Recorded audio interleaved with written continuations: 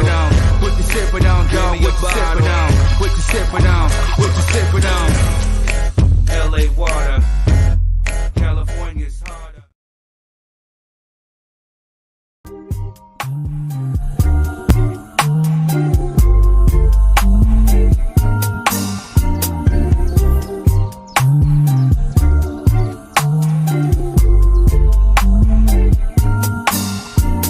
Say what you want, say what you feel. Ain't nobody really gon' keep it, it's real. Say what you want, say what you feel. Ain't nobody really gon' keep it, it's real. Like you, like you, like you, like you, like you, like you, like me. Say what you want, say what you feel. Ain't nobody really gon' keep it, it's real. Yeah.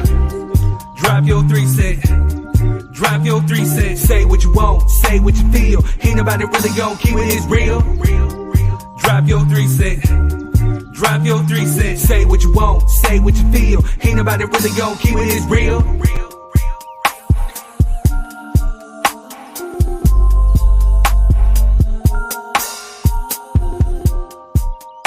Yo, Quez, you hear What's me? up, brother?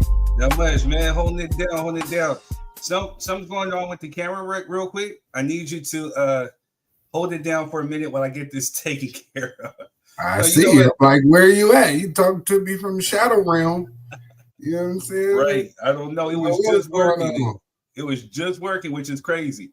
So you know what? Twice, hey, blink twice if Diddy over there. I hope not.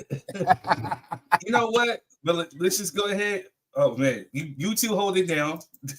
We got you. MC Toes, what's good with you? What's good? What's good?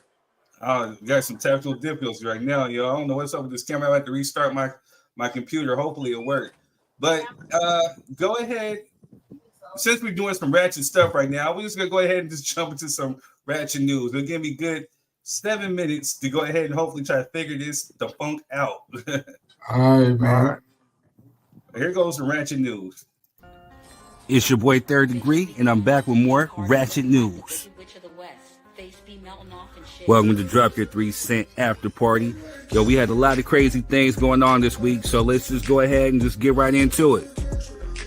First things first, like to say rest in peace to the greatest, I'm being biased, to the greatest that ever did it, you know, Michael Joe Jackson. You know, June 25th was his 15th death anniversary, so, you know, definitely sending my prayers out to the family. I got a few on the page, you know, much love, always, always, always. He's in our hearts forever. Long live the king. Speaking of GOATs, another personal favorite of mine, Tupac Shakur, murder trial. The judge is suspicious of WAC 100 trying to pay Keefy D's bail. So ultimately, Keefy D he's sitting in jail right now for the murder of Tupac Shakur, or being in concert with the guys that shot Tupac Shakur. And he tried to make bail. WAC 100, who was also the games manager, who used to manage Ray J, put up the bail, but the judge was suspicious, believing that Keefy D went on bail would try to make profit off of the case, which he is not allowed to do. But this case is getting very, very interesting, and I don't think that Keefy D is going to make it out of this trial. I'm sorry, and I hope he sits and rots. If he's responsible for Pac's murder, he needs to rot, because he's a punk. Everybody in that car was a punk. Pac fought you. You shot him. I understand it's kind of like the rules of the street, but if it's a fade, go head up with the dude. And he couldn't do it. So anyway, you took out a GOAT, took out a legend, took out someone who inspired people. And mind you, Pac had his faults, but you know what I'm saying? I mean, he was so much bigger than what he was, and I think he should have been thoroughly protected. But that's just me. We'll talk about a whole nother thing. R.I.P. to Pac. Let's get justice. Moving on. West Virginia couple allegedly kept 5 adopted black children locked in a barn and used as slaves. They've been arrested and been charged on a grand indictment. This actually happened a while ago. They've just been charged on a federal level, and it's getting real serious. But I guess when they say "Make America Great Again," this is kind of what they're referring to. But anyway, moving on. Los Angeles has more millionaires than almost anywhere on the globe. Yet when you drive through the city, you see a lot of homeless people on the streets. It's crazy. Even like just 5 years ago, it wasn't this bad, but it is horrible when you drive through the city. So hopefully some of these millionaires can come back, buy up some of these buildings, maybe create some rehab centers and get some of these people off the streets, help people with homes and housing. You know what I'm saying? Let's do something about it. You know what I mean? Moving on. Speaking of homelessness, starting July 1st, landlords cannot ask the tenant for 3 times the rent anymore. I know there's probably some specifics that go along with it, but this is a good start. Maybe they should drop the prices of rent too, so people can afford to live. And we don't have the homeless population that we have within these cities, especially large cities like Los Angeles, New York, Atlanta. Let's do something about it. This is a good start, government. Salute, salute, salute. Speaking of government, the presidential debate was this week. Trump, the convict, versus Joe Biden, the man who is definitely aging and not aging well at all. I didn't get a chance to watch it because I had to go to a BET event, this week on Thursday. But I've heard lots of stories about it. And for what presidential debate drew in over 25.2 million viewers. And that's crazy. You know what I'm saying? And according to the polls, check out the polls. The polls are saying that Donald Trump actually beat Joe Biden in the debate. You know what I'm saying? Which is not good for the Democrats. If I were them, I'd rethink the strategy and come up with a new one and maybe find another candidate, because I don't know. Joe's not looking too competent these days. And, I guess the viewers want someone that they can trust. Then they're going to have to pretty much give their trust or give their vote to a convicted felon to run the country. We've seen how that happened. So let's not let that happen again. Democrats, you're on the clock. Get to it. Moving on. Also on the same day, Bronny James Jr. was actually drafted by the Los Angeles Lakers, I think with number either 55 or 52. But Bronny is now actually a Laker, and he's playing alongside his father, which I don't think his father has any plans of retiring anytime soon now that he gets to play with his son. Matter of fact, the Lakers and LeBron made history because of this. They are now the first father-son duo in NBA history. I'm glad it got to happen with the Lakers. But as a diehard Laker fan, I just want this whole thing to be over with. I'm glad it's over with because it turned into a circus. I'm not happy about the hiring of JJ Redick. I just think the front office is just, they're doing things for clout and for likes and for social media. It's not about winning the championship no more. So it's hard for me to root for my Lakers, and it's sad. It's really heartbreaking, but we need a change in upper management. But shout out to LeBron for pushing his son to become an NBA player and actually play alongside of him. That's dope in that aspect and making history. So can't nobody hate on that, Corporate America does it all the time. They either bumping up their nephews or nieces or in some cases, some women or some men are sleeping their way up in the ranks to get to where they need to get. LeBron made sure that his son became an NBA player, getting NBA money. So I ain't mad at it. But moving on. Also, speaking of drafts, I got to shout out my cousin, Jelani Floyd. He's my first cousin. He's actually an NBA agent, and his client, Yves Missy. I know I might have messed that up, but, he's a center from Baylor who actually got drafted to the New Orleans Pelicans. So, shout out to my cousin for doing it, make it happen. I see you. Salute. Love you, cousin. Salute. Moving on. In other news, in hip-hop news or music news, Drake's Family Matters has dropped out of the Billboard Hot 100. The song peaked at number 7 and spent 6 weeks on the chart. Kendrick's still up there with Not Like Us, Euphoria, and other songs. Matter of fact, Kendrick was out dropping a music video in Compton this past weekend. And, so while all this is happening, Drake does this. He's out here dropping selfies of himself with hookah, and hey, man, he likes it. I love it, whatever. Speaking of freaky ass niggas, Keke Palmer wants to know what's so bad about being a 69 god. This is kind of telling, Keke. I think you're telling on yourself a little bit. She goes on to explain. She's like, I thought that 69 meant being reciprocating or an act of reciprocation or something. You're telling on yourself, baby girl. You're telling. Freaky ass nigga, she is 69 god. Moving on. Matt Stafford's wife reveals she slept with his backup to make him jealous because he didn't want to commit. Ooh-wee. Moving on. Speaking of breaking up happy homes, man breaks up with his fiance after seeing Chris Brown pick her up in a photo she paid him $1,000 for. Man, Chris Breezy, you gotta stop, man, messing up these homes, man. You and Keke Palmer should maybe hook up, and you should teach her what a 69 god is, since she want to know. So, y'all, you know what I mean? This just goes like that. But anyway, I think that's all I got for today. Let's go ahead and just jump into the show. Much love. Anyway, I'm your boy Third Degree, and that's been your Ratchet News. Man. All right, now we back in the building. Now you can see us. There you go. Lord, what is going on? I don't know. Someone didn't want me to be great today. Okay. Well, I'm glad you're back, sir. Yes, sir. I'm glad. Melvin, you good over there? He over there being a 69 guy. I don't know what you got going on. On, Just give us a thumbs up. Oh, there you go. Yeah. I was laying on the porch, had to clear off my bed. But they done moved you outside, huh? Yeah, huh? Said they done moved you outside, huh? Oh no, it's good weather out here. I'm chilling. What's up, Feels Say like Cool? 100. Say Cool, what's good with you? Say Cool. Yep, Say Cool's in the building. Hey, but man, listen, man. There's a lot of ratchetness in that news.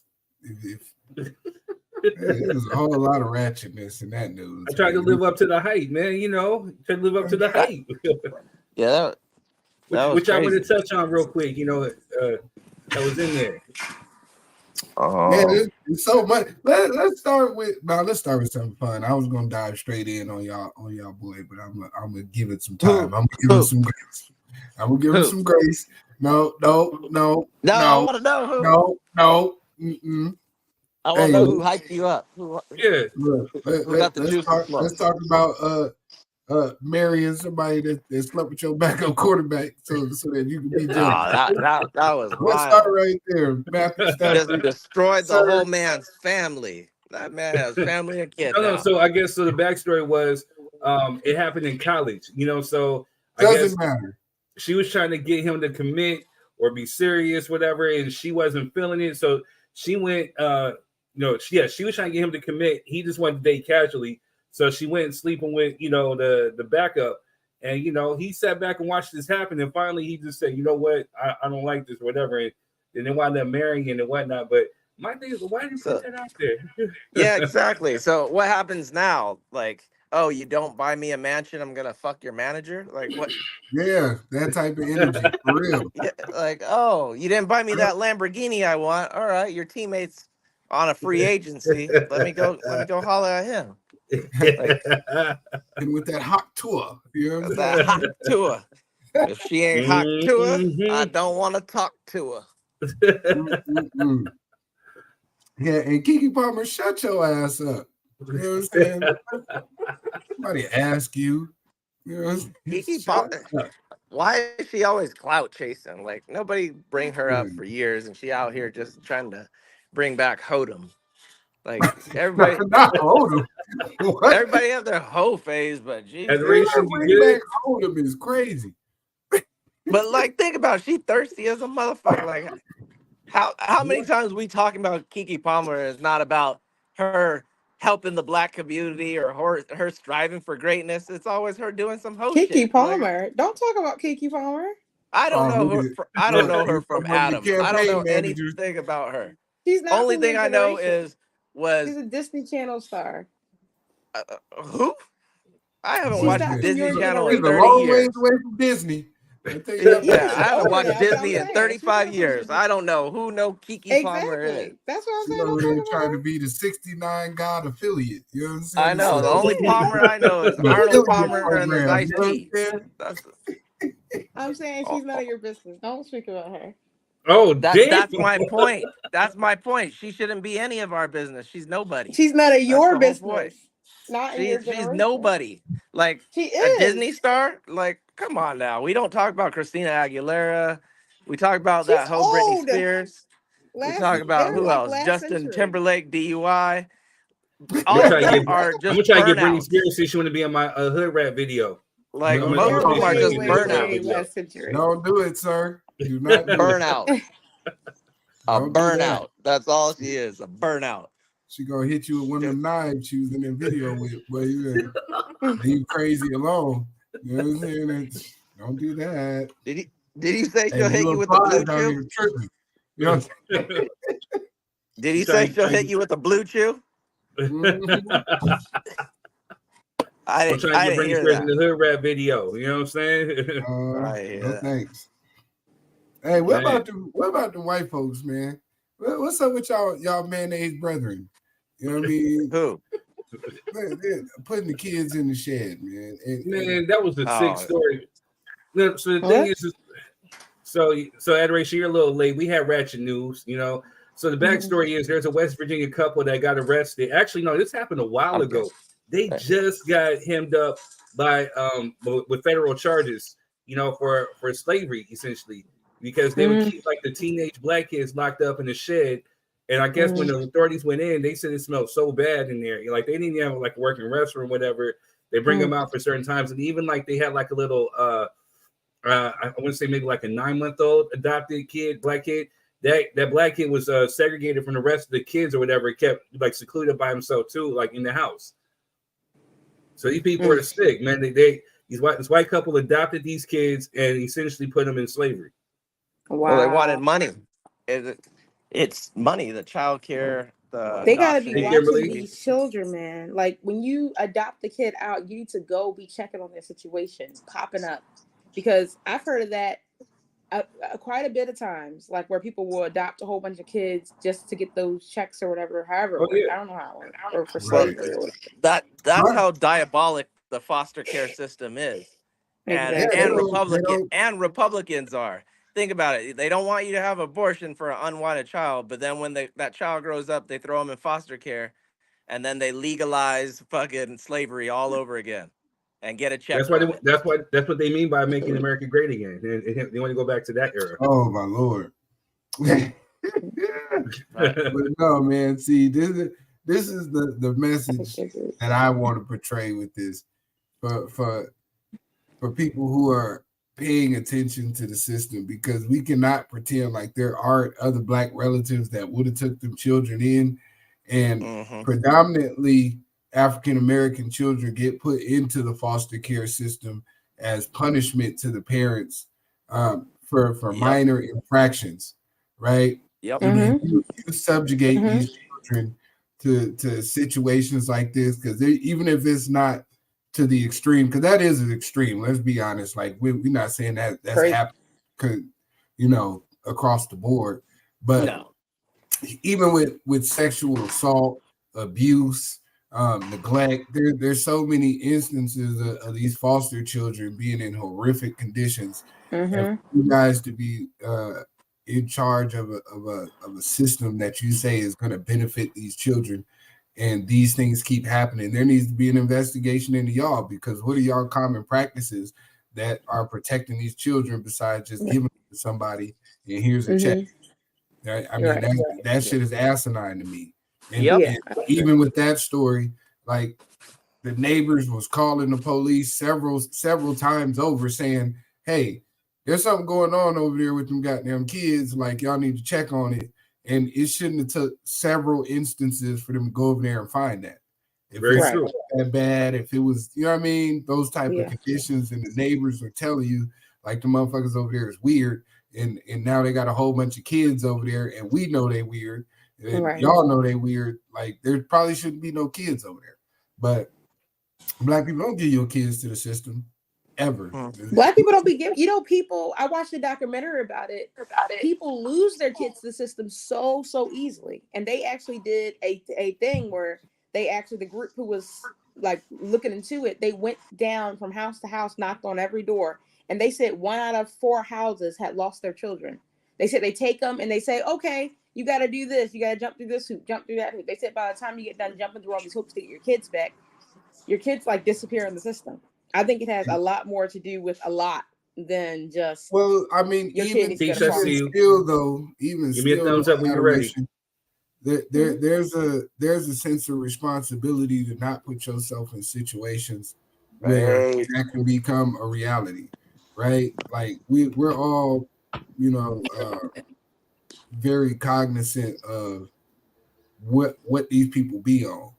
Like, I didn't have my run-ins with them, and they didn't try to, you know.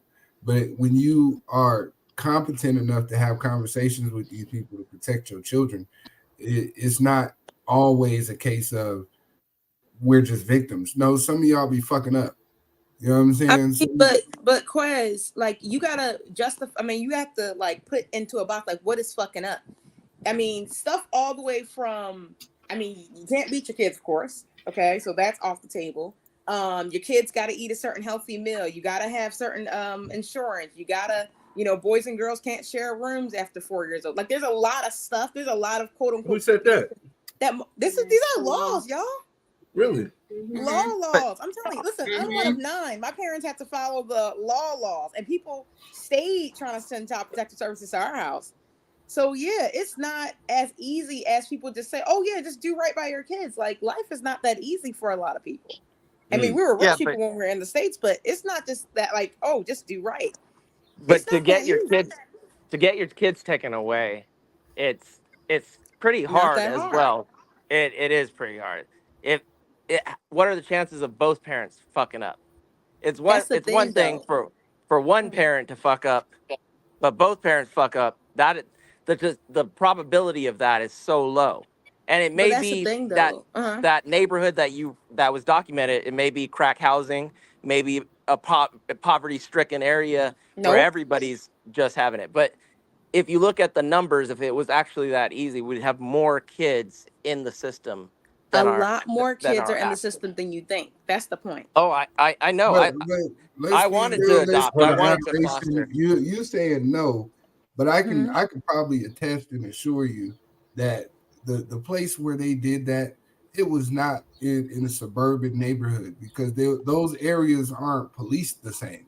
Those areas aren't, you know what I'm saying, infiltrated the same by This is West Virginia. Yeah, it's a red state.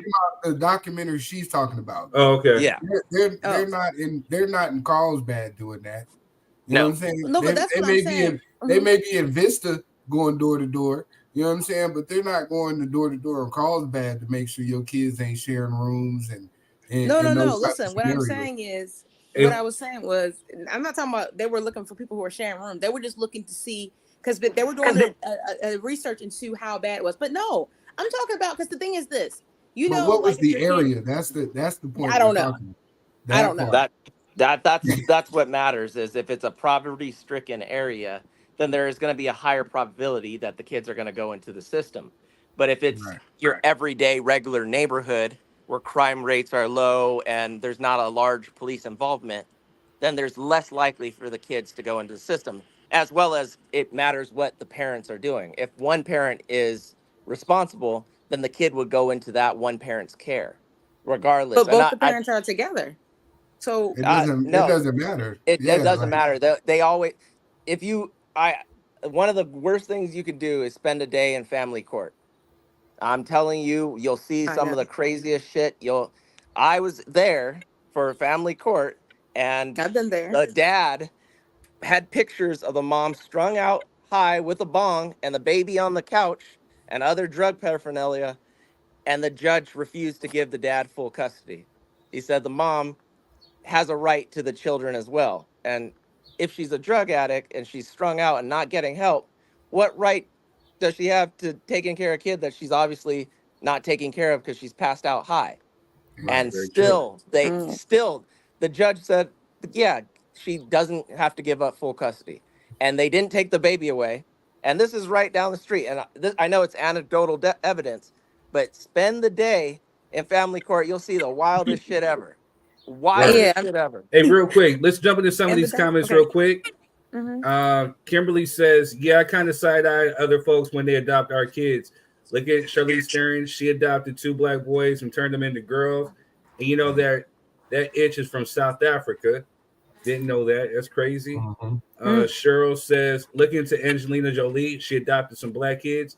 I don't know about that one. I'm going to have to probably disagree, Cheryl. Yeah, because Angelina Jolie is different from all these other situations. And she's also embracing the child's ethnicity. She helped. She supports that 100%. So I don't think she fits in the category that we're talking about at the moment. But my thing is, I was just going to say that.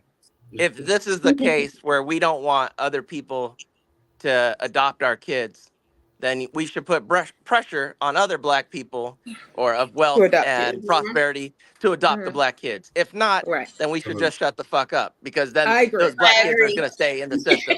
100%. Because it was the same thing when Mr. Beast was making 100 wells in Africa, and people were like, "Look at this white devil giving them water and blah blah." And I'm like, "He's saving lives. What the fuck are you doing?" And how come Akon has been in Africa for 20 damn years and I haven't heard anything from Akon Music making wells in Africa? Akon So I'm City like, he's making a I'm city. like, leave Mr. Beast alone. Let him do God's work and stop talking shit and put pressure on other black millionaires and billionaires to do the goddamn same. So I'm just saying, if we're gonna hold others to standards, we need to hold ourselves to the same goddamn standards. I hear you. Yeah, I'm gonna have to hear you on that one, man. Crazy. I agree. Completely agree. Anything else in the ratchet news we want to discuss before we start jumping into these topics? Man, let's talk about your president. What's going on, bro? Oh my God. Oh, which What's one? going on with your president, bro? Sleepy Joe? Sleepy Joe?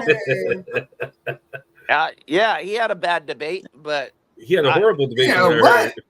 Bad is an understatement. Okay, I have a question. So what made his side so bad? Like, what was it? Why was the debate so bad on his side? And then I'm gonna give you the reason why I'm asking. Well, one, he didn't seem prepared. He didn't seem coherent. He was whispering in non-formed sentences. You know what I'm saying? And kind of rambling about bullshit. And he lost it for me when he said, "No U.S. troops have died since I've been president." And I said, well, I could think of 2 times already in the last, you know what I'm saying, 12 months that sir, you were there for. You know what I'm saying? For me, it's more of Biden was it was hard. He was not so much coherent. You could see his age was apparent, but what he was saying and what we could understand and articulate from what he was saying were good policies. On the other hand, Trump was just lying out his ass. So if you want to say, oh well, Biden lied about troops dying under his thing, Trump claimed he never had sex with a porn star. We all fucking know he did it. So come on, he's lying, and then when faced with the truth, he couldn't accept it. He just takes personal jabs. Well, your son's a felon. I'm like, nigga, he has 2 felonies. You have 34 and another 60 pending. You have another 60 pending. Hey, so Joe Biden for his dementia and with Alzheimer's, whatever he's going through, he did have a moment of clarity when he said, "Well, the only convicted felon on the stage is I'm looking at him." I mean, that was fact. And that is the fact. So the age factor was apparent, but so it's like the old man versus the con man, and I'm still voting for the old man. They're both old too, you know.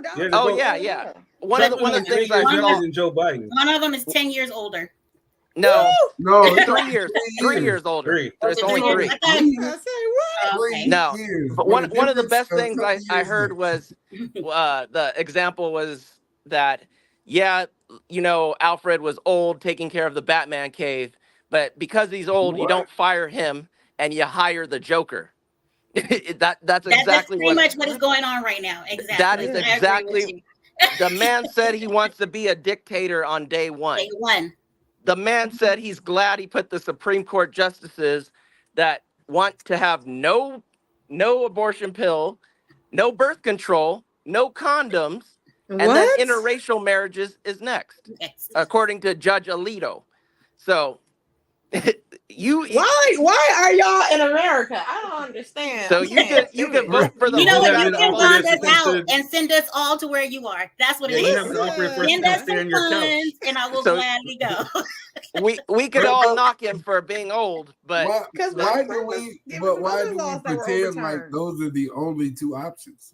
But right now, those are the only 2 that are present. That's my problem. But the reason why I asked the question is because everybody I've talked to, and I am not a person that's normally into politics that deep. I'm not. I am. The only thing they could find to say about Joe was how he looked. It had nothing to do with what he said. And then, and the reason why Trump got the 60-something% has nothing to do with what came out of that man's mouth, because he lied from the time he came on there, from the time he left. It's just the spirit of how Trump is all the time, where he has to be the loudest person in the room, no truth, and I want focus on me, focus on me, focus on me. And the junk that was coming out of his mouth and everything else, the focus was on him. That's why he won the 60-something% rather than it pushed the other way around. Because when I saw Joe the day after, he wasn't looking as bad as he did. I'm like, I wanted, where the fuck was that Joe? Yeah, he has a cold. He has a cold for one. He has a sore throat because of the cold, and he practiced him for weeks on there. And when your mind is not all 100% there, you just got information flowing on top of information. Okay, I'm going to play advocate. So what happened the other times he stumbles and fumbles over his words? But that's the thing. He's 57 years old. Exactly. And he's always had a speech impediment. So he's always had an issue. But third, they both do that. Have you ever heard? Have you ever heard Trump try to say campaign? First of all, here's the thing, guy. My problem with people is whenever I say, whenever they come up with the whole, I never come to the people with the conversation. Whenever they come to me with the conversation, it's always Trump versus Biden. If there's like Donald Trump did this, but Biden did this, I'm like, do you think that because one person is not adequate, the other person is God sent savior? Like that's everybody's argument. I mean, these are the powers right now. So for Trump is but Biden. So real quick, because we got to bless the show properly. For those that are just tuning in, thank you. I want to thank you for tuning in, for dropping your 3 cents. If you want to come on, we got the link in the comment section on Facebook, on YouTube. We see you. Salute. Make sure you're hitting the like and the share button. If you're on YouTube, make sure you're hitting the subscribe button. But please share this onto your feed, so we can break the algorithm on Facebook, because they're trying to hold us back. Last week, we had a very insightful, very deep conversation, and the numbers just weren't, whatever Facebook is doing, they're just funking up a little bit. They were trash. We need to hire an OnlyFans model. That will work. They get a lot of traffic. Don't you have an OnlyFans for toes? Yeah, that's for feet, though. That's a small niche. So if you guys are coming on, nobody wants that. Come on and be a guest. If you're using your cell phone, please make sure you're using your headphones. So therefore, we're not picking up any other noise. We're not picking up any other feedback. Like Quez likes to say, this is a production. This is going out into the world. You never know, because Tisha's brother or I or Quez might clip this up, and it might be a clip. And if you go over there acting ignorant, or you got other stuff going on in the background, it's going to go out to the world. People are going to see you looking ignorant. So, Good. Show the nigga selves. What the fuck? I mean, hey, listen though, man. Like for real though, this is my problem with the whole shit. Yeah, is that the Democrats always give us this boogeyman theory. You know what I mean? The Republicans always give us benign neglect. So at the end of the day, you as a people have options, right? They say these are your only 2 choices, but there's also another choice. Why don't we conglomerate with each other and decide on someone we feel like Bernie was still out there. You know what I'm saying? What's his name? What's Buddy's name? Kennedy's out there. Like there's so worm eater. No. I'm not fucking with that Kennedy. I'm not fucking on that Kennedy. He crazy. A worm ate his brain for 10 years. That I'm not joking. But you got dementia, Joe, and you think that's okay? All I know is if that worm happens to start going something and he lets off Joe a nuke, is not going to make it. Hey, I'm here. All right, so the thing is with that though, I mean, this is kind of how do I say this? You're right and wrong at the same time. You're right in the sense that we have options, but right now you're wrong because now it's in the final hour. We don't have options. When people were running, this is why we have primaries. So when you're trying to elect somebody or put your vote behind somebody, this is where primaries are for. This fool Joe Biden has won the primaries. This is who the Democrats felt like, hey, let's just go run a repeat and put this guy out here with Kamala. Did you hear what you said? But did you hear what you said? It's not.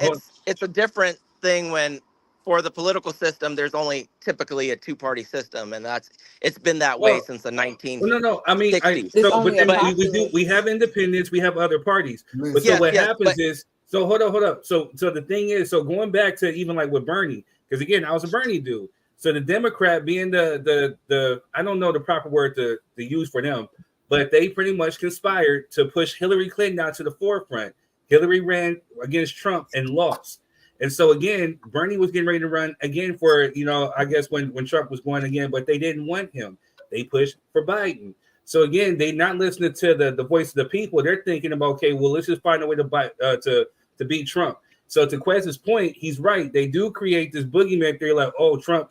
But then Trump actually solidified himself as the damn boogeyman. So, I mean. Hey, sometimes you got to pop out and show niggas. But it's not necessarily them that do it. It's us.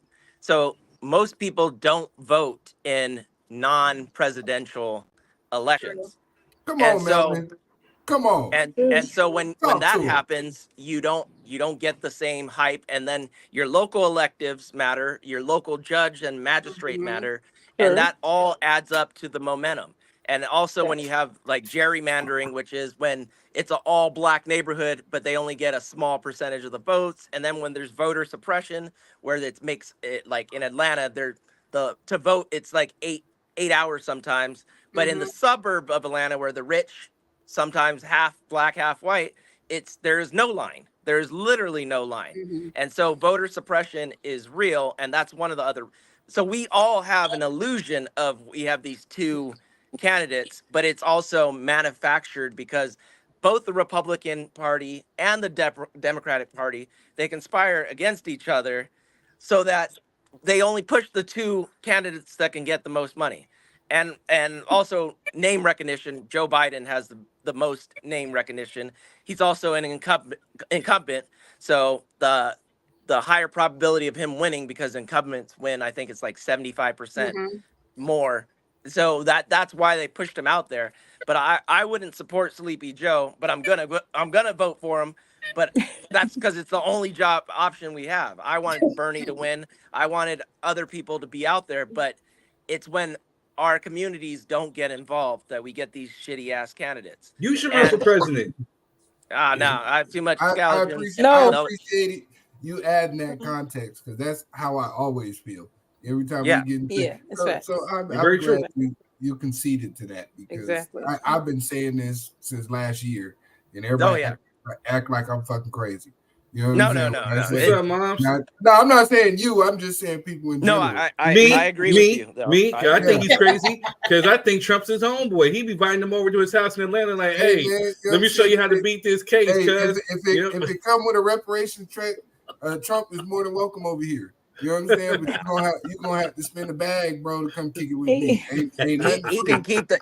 He can keep that bag, because I don't want his napkins in my house. I'm gonna holler. Doesn't he just tell you where all the black jobs are? Tell him to tell you where all the black jobs are. Listen. This you are the black job. I guess shit. He didn't give it to me either. You know what I'm saying? I had to apply like everybody else. You know what I'm saying? My resume just happened to be good.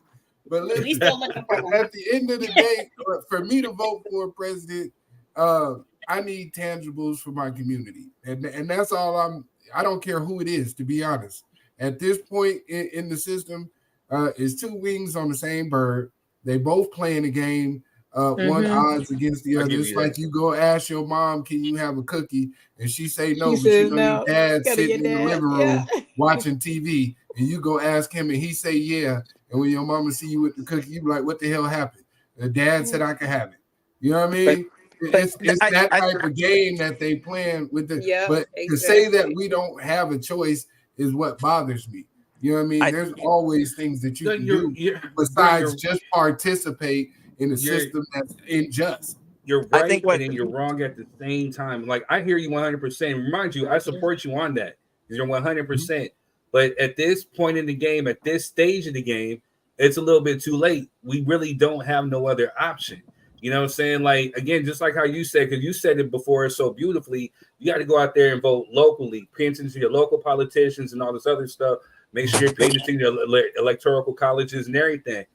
by this point in the game, it's a little bit too late to do that, to say, well, we got to go back to the drawing board. The Democrats can pull the plug on this and be like, okay, well, this is who we want to push out to the forefront, because I do think that there definitely needs to be a competency test with Joe Biden, because again, I mean, the way that he's looking, he don't look too healthy, you know what I mean? And that's my concern. But if that happens, then automatically Kamala Harris steps into that seat, which is, I guess, a viable solution for that. Because again, I don't see nobody viable on the Republican side, especially when you got Trump pushing people who are like DeSantis, who want to essentially get rid of critical race theory and Black history in Florida. Or you got people pushing their own personal agenda. Someone is feedbacking bad. We'll go through. Just keep talking. I think that might be Addie over there. Could have been. I can turn my phone from second. Let's see. Go ahead. I'll start. Is it me? Yeah, it's you. Yes. Do you have any headphones or anything? I can use my headphones. Yeah, 1 second. Okay, yeah. So what's up, Greg? What's up, moms? But it's just one of those things where it's just like, we really don't have an option. We if we don't vote, then of course, we already know who's going to vote, and they're going to vote for the convict. And then he's already talking about, like Tisha said, he's going to be a dictator from day one.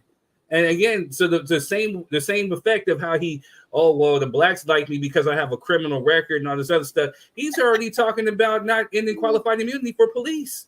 You know what I'm saying? So when a police officer kills another black person, then he's going to jail. To say that we as a people don't have a choice, and you keep giving all the animus to a specific party that we are in charge of as people is the problem for me, right? It's like saying, hey, well, we just slaves now. We already here on the plantation. We ain't got no choice.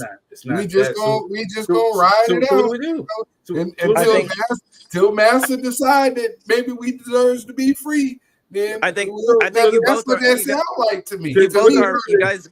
So what do we do? Both are right to a certain extent. You guys are both right to a certain extent. Like the black community does have the power to hold our politicians accountable, but the problem is we don't hold them. We don't go out and vote, and so they're like, that's a sure thing. It's it's just like Michael Jordan or LeBron James. That's a sure 25 right there.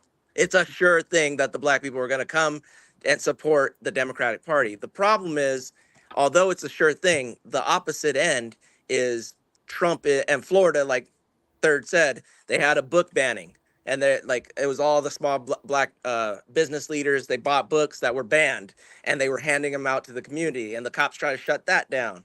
And so there was so many different things or when you talk about white Christian nationalism and how they're taking over, how you have to have a Bible in each classroom in Louisiana, and it's like, well, what if that kid's Muslim?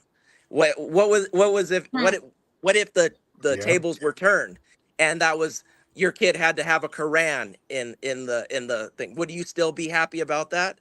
No, and it's like so you can't just be like, yeah, I'm happy that they put a Bible, because it's hypocrisy. Because if you wouldn't want your kid to learn another religion, then you can't sit there and cheer for what the white Christian nationalists are doing, and they're infiltrating school districts, superintendentships. It's not even that. It's the representatives of that are not the representation that the Bible speaks about. That's my problem with that. The white Christian nationalists are not really the best example of being Christians. And I'm y'all take it how you want to. They're not really Christians at all. Listen, they're not really being Christians. Facetious, but these same individuals was the people that said, hey, God said, hey, slaves honor thy master. That's it, so when you start talking like that, I don't think I want my kids to learn your version of the Bible, because it comes down to interpretation. And when you pick and choose what is important and what's relevant, y'all make sure you get the right have the discrepancy. 100%. You know what I mean? So right. So again, that's how they justify slavery. That's how. Well, it's in the Bible. It's in the Bible, and that's why it gets sugarcoated. But the Bible doesn't justify slavery. That's the crazy. No, but he's saying, that they use those scriptures as justification, and so it's misinformation. Cheryl said Democrats have always taken the black vote for granted. I agree with you on that one. Mm-hmm. Now, going back to Quez, like again, I'm not disagreeing with you wholeheartedly. I'm just saying at this point in time, it's a little bit too late. Now, again, so after this election, we got 4 more years to get our shit together. I've said this on this very podcast. We said this before when we talked before. We got 4 years to get our shit. 4 years. I'm saying we got 4 years to get our shit together as far as coming together, as far as putting our vote to somebody who's going to give us, like, as you say, tangibles. You know what I'm saying? Like, we're going to have to sit there, organize, get ready, and get ready for 4 years. Because, again, when election time comes up and we have the same talk again, we can't sit up here and have these debates and me and you talk with the two wings on the same bird. We got to get together and organize. But what I'm saying is, from the rhetoric of the other side, it doesn't sound like you're going to have 4 more years to figure shit out. That's my problem. So when you see something like this, you have to galvanize people to move towards a real result. Like, are you saying it's too late? I don't think it's too late. You know what I'm saying? I think the people can come together after what they seen this week. 6 more months to election. Look, is 6 months not enough time to galvanize the American community? You know what I'm saying? Or even just our community. I'm not going to say American. I'm going to say our community. You know what I mean? Because let's be honest. With us only being a certain percentage of the national community, people follow our lead.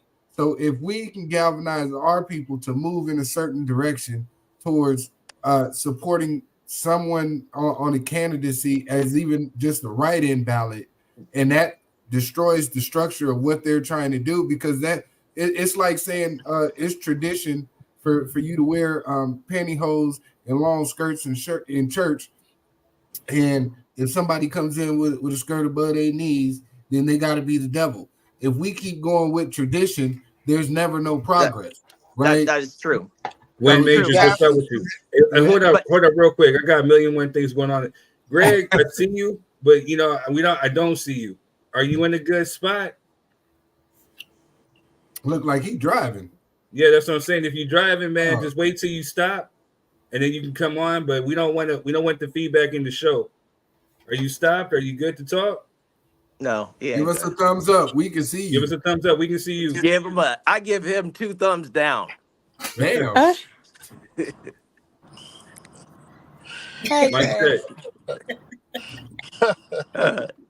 What's up, big OG Greg? Hey, what up? Oh my God.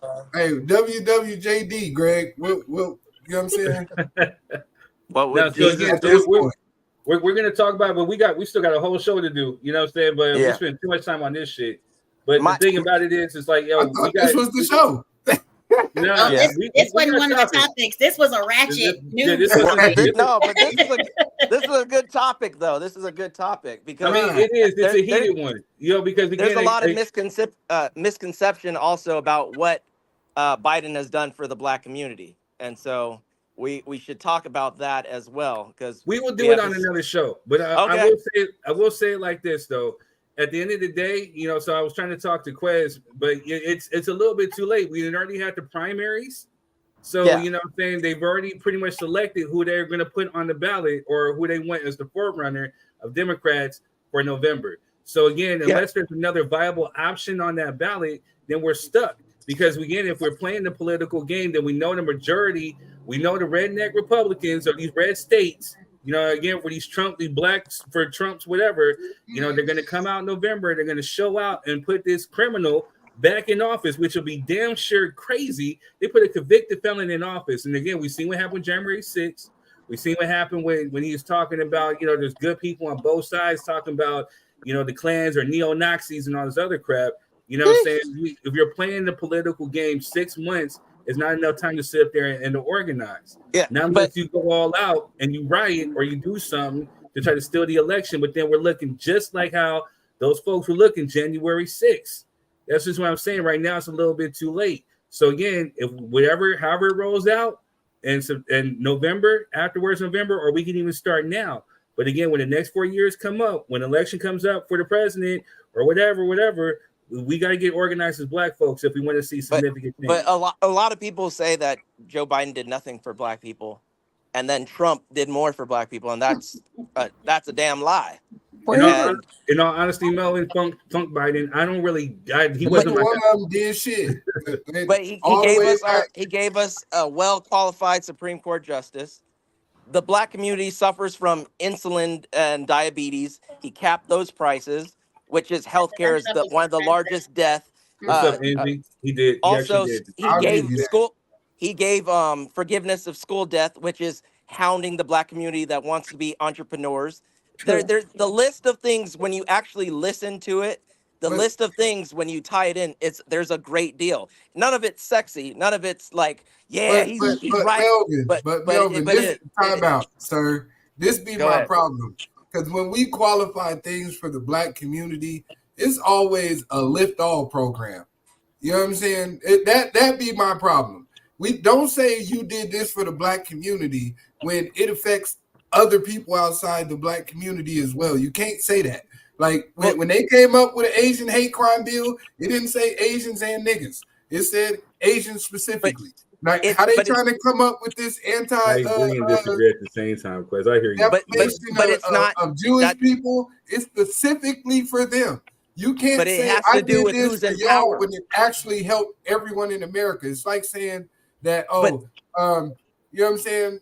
Hey, look, he gave another I think it was $100 million to black HBCUs. He did support those. And my student loans are still here. They need to be and who goes a portion of mine are gone, so I'm with it. A portion of mine are gone. So. Damn. Here's the thing. You want to know the truth about that, Jessica and Tisha? So he's signing it. He's signing it, but then there's people who are opposing it. I know. We know people who are opposing it. Yeah. Mm-hmm. We know what people who are opposing it. Republicans. Yeah. Okay. Thank you. So moving on. Moving on. This is why voting. This is why voting is really important. I'm not. Once again, I'm not trying. No, but I get what. I'm just saying. I get what Quez is when saying. I say I want tangibles for my community, I want something specifically lined. There's no reason in hell why we should still be having a discussion about an anti-lynching hate crime bill for people who have been here over generations that have been fighting against white oppression. So, but he did give. If you can give me an Asian hate crime bill before you can give me an anti-lynching bill, that means you're on bullshit to me. I agree with you on that. Seen 3 videos. Alrighty. The Democrats don't control the House or the Senate right now. Republicans control. It does. It does. It does. It doesn't. That's how the law gets passed. So here, you think Republicans care about Asian hate crime? Do you think they care? They don't. Okay, but for the political clout of it, they did. But he's right, because the thing about it was there's been an anti-lynching bill going on for a long time. So let's just say, like, for example, and this is where we will give credit to the Democrats. The Democrats tried to push this along a few years ago, they tried to fight for it. But again, when it got to the Senate, the Republican-led Senate, they voted it down. They voted it down. It was on Mitch McConnell's desk. Same thing with Obama. There was a lot of things that Obama wanted to get done, but Republicans had it in their mind, especially like the Rush Limbaughs. They said this on their platforms that the Republicans are pretty much what they're going to do is anything that Obama brings to the forefront, they're going to shoot down, shut it down. They want to sabotage his legacy. So again, this is what they're. This is a one-sided argument. Man, the Democrats do the same shit that they don't agree with.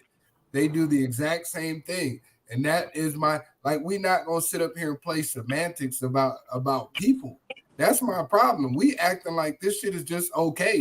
I guess we gotta wait 4 years. I guess we just gonna have to survive the storm. Like, that's bullshit to me. That's not how revolution works. What I'm saying is revolution don't work like that. Strap up your boots. You know what I'm saying? And let's prepare and let's get organized and let's fight. I out the coochie with my boots on. That's what I'm saying, man. So again, we can't just sit up there and just, what are we going to do running around, scattering around, trying to fight? We're going to look like disorganized ants. You know what I'm saying? We got to come together and strike a mighty blow. That's all I'm saying. Get organized. Get organized. Somebody say blow. Intellectual people out there that have a sense of community, there are actions you can take. But you can't be dismissive and just say, oh, well, it's too late. Because the next time we're going to have this conversation is in 2027. So what can we do? It's almost election time again. That's the only time. So let's play advocate. Let's play advocate. Take your stance and not do shit. All right. So we don't go vote for Biden. We don't go vote for Trump. But I'm telling you. So there's a majority of red state, redneck, racist motherfuckers who are going to sit up there. They're going to go out there and put this man in office. And again, so then he's going to sit up there, do just what he did the last time, pack the Supreme Court, make sure he gets the House to go on. So what happens if we have a Republican-led House and a Republican-led Senate?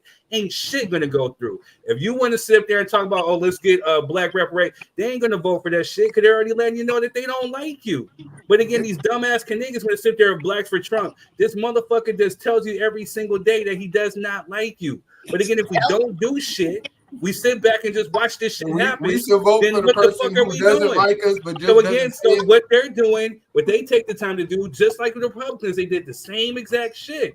When Obama got in office, they sat there. Okay, we'll let the Democrats have a little celebratory thing. We'll let them celebrate the first black Puff the Magic Negro president. Well, we'll just sit up there and organize. We'll sit up there and make sure we take back the House. We'll take back the Senate, and then boom, we'll shoot down anything that he tries to push through. And that's exactly what they did in his last term. The way it made him, quote unquote, look like a bad president and didn't do anything for black folks. They sat there and got organized. That's it took why 4 years both to of get you are organized, true. and they did it. That's why I said both of you guys are right. It's because it's like we're accepting crumbs, and yes, we're shutting up and accepting it now. But the alternative is we're not even at the table. And so until we organize, that's the problem. And until a lot of people figure that out, we're going to be in this constant cycle, the same cycle that kept the ghetto for 60 years. And it's not going to change until we organize. It's not going to change because we've all been saying what Quest says. I've been saying the same thing. I agree with what Quest says, and I agree with what Third says. But the difference is I'm going to go vote for Biden knowing that he's giving me crumbs and knowing that he's pandering to me when it's close to election because there is no other alternative. Yeah. That's the only option. Very true. And the last point I just wanted to say also too. We need to stay focused on what's important. The black community is fighting back and forth with each other on these social media, on these dumb ass ghetto things. Thank you. Social media when we should we should be getting together on other stuff. We shouldn't be battling that. Oh, he won't take me to where I want to eat because he's too cheap. We shouldn't be doing all that back and forth, and it's set up on purpose. They want us to continue to do this because they know if we actually united 100%, all this crap that's going on now would not be going on now. Amen. That's what it is. Fair. I want Tisha for president. Fair. No, I don't want the job. First of all, I'm a black woman. They ain't putting me in no office. Kamala is close. And we need she's a peasant. I don't care about her. Oh man, here you go. Percentage? Militant black X. She's half actually. She just look all skin folk ain't kin folk. She just look like us. She don't even look like us, honestly. Man, say that. And I need her to be more present. We saw Obama's wife all the time, everywhere. I need her to be more that's my baby. She's doing a lot of shit behind the scenes. I'll give her that. I give her that. But as far as our young black girls, she is a black woman. I need her to be a little bit more out that's on not the her role. That's my She's not his You're wife. 100% right, but she's doing a lot of stuff behind the scenes. Like I said, I didn't say she wasn't She's not his wife. She ain't got. She's not his wife, You she's got the a vice job. You are the vice president. That's your fucking job to be outside. You know what I'm saying? She's doing a lot of shit Michelle behind the didn't even scenes. have a job. You know what I'm saying? But She's doing a lot of shit behind the scenes, man. And she don't have a black job. She got a good job. So going into the whole hour on this shit. I know we got 1 hour. Let's run through it. Man, I heard that before. 30 minutes ago. I was ready an hour ago. The dog's gotta eat. Hey, That's what I'm talking about. Let's Kamala run be through at the it. Palomino in Dog's Vegas. gotta eat. Get the money. Let me stop. Go ahead. Just hating on this hate. You know what I mean? Like, Agreed, Sharon. Yes, sure. I agree. I said that the other day. I hate the people that hate me. You know what I'm saying? She don't I hate don't you. think about the people that She does. hate it. She does not hate you, Man, she don't like me either. but you love Trump though. I don't love Trump. I love receipts. I love receipts. That's ain't got no God receipts. said it. I love them that They my love me. student Yeah, I loans. love. That's all I Hey, need. look, I don't give Everybody a damn. got their own Singletary thing with the. This what I wanted, man. Come on, man. Like, and then Whoever again, shows this is why up we with can't cash find flows, it. that's who I rock with. Because America is for sale. We ain't ever getting off this topic, and I would have Right. stayed on. So let's America's turn for the sale, page. baby. Let's bring it back to And the I book. want my All piece. right. So the topics that we got for tonight are some more controversial ones. You know, saying this is Black Music Month. You know, we could talk about history since Quez likes to be Mr. Militant Malcolm X. Who was the ethnicity that created hip hop? Is R. Kelly still within your top 5 R&B? We got another one. Like we meant to try to go into the whole do Bad Mothering or does Bad Mothering create F boys? And we still got that topic on the table. Yes. And then also there was another video that went viral. Now give a funk what anybody says about distractions. This is kind of crazy that a father went ape shit on the stepfather for taking the son to the barbershop to get his haircut. So who is in the right? Who is in the wrong? You know what I'm saying? We got a few topics to talk about. The father was trash. So who? Which one do we want to dive in and talk about? I want to talk about all of them at the same time. Let's talk about Buddy at the barbershop. Let's talk about keeping our Buddy at the barbershop. Because I seen that. I said, come on, bro. Like, right. So, you know what I mean? Finally, something we agree on. Yeah, I disagree. The damn show ain't the president. You know what I'm saying? Right, exactly. So for the folks that don't know, me and President have this debate since like what 2016. This one been one of them ongoing things. We agreed, then we disagreed, then we don't agree. You know what I'm saying? It's been ongoing with me and him for a long time. And it's not gonna end. So yeah. No, absolutely not. Next topic. He keeps inviting Trump over to get some damn sweet Next pie. I thought we was on this. Those names cannot be said anymore. He sent him some spray tan, you know, body oil cream. It's not over till I win. That's how I feel. Oh well, it's not gonna ever be over because some topic somebody gonna fight you on. There's nothing to win. It's not over till I Neither win. Biden or Trump are a trophy. Hey, those are bad words right now. We can't say those words. Well, they're gonna about to play the clip, third. Come on, man. Yes, let's go. Play the clip. All right, here we go. Shot that all boy? Ain't not shit. That's my motherfucking son. World star. That's my motherfucking. You don't got no business. Hey, Barbershop, I told you that. I told you that shit. I told you that shit. I told you that shit. I told you that shit. It's your first time. Hey, let me go ahead, call his mama real quick, and you go ahead and get to the bottom of it. All right, you go ahead and do that. And she better say the right shit, because if she don't, I'm about to get the swinging in this. Oh, God. Yeah, whatever. Yeah, whatever. I'm trying to poke you, man. Yo. Hey, ass not answering the phone, huh? Hey, ass probably well, I thought ass. Hey, bro. Man. Like I told you, hey, get him out your son. That's not your motherfucking son. That's my motherfucking son. You want to be Russell Wilson so motherfucking bad. And she want to be Russell Wilson so bad. Well, you don't even got a fucking Sierra. Hey, bro, you going to them. Hey, bro. Take this box. Need all this little plate. Hey, she said I answered the phone, huh? Hey, bro, all right. I'm really showing you. Yeah, all right. Oh, out here. Hey, like I said, watch your mouth for the gun. Ain't your motherfucking son. Hold on. Hey, Keisha. Hey, Keisha. Hey, she up in here trying to take Sean with him. Let me get a little closer. What? You ain't taking her nowhere until you pay your child support. What? Child support? That little bitty ass shot, boy. What? Mm-hmm. Oh my God. Mm-hmm. That shit was horrible. Imagine that's your dad.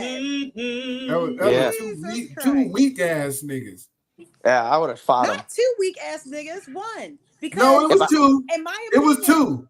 If I was the stepdad, I would have fought him. In my opinion, the stepdad is very noble. He'd have cut it to knocking him out. Right in the mouth. Hold on a sec.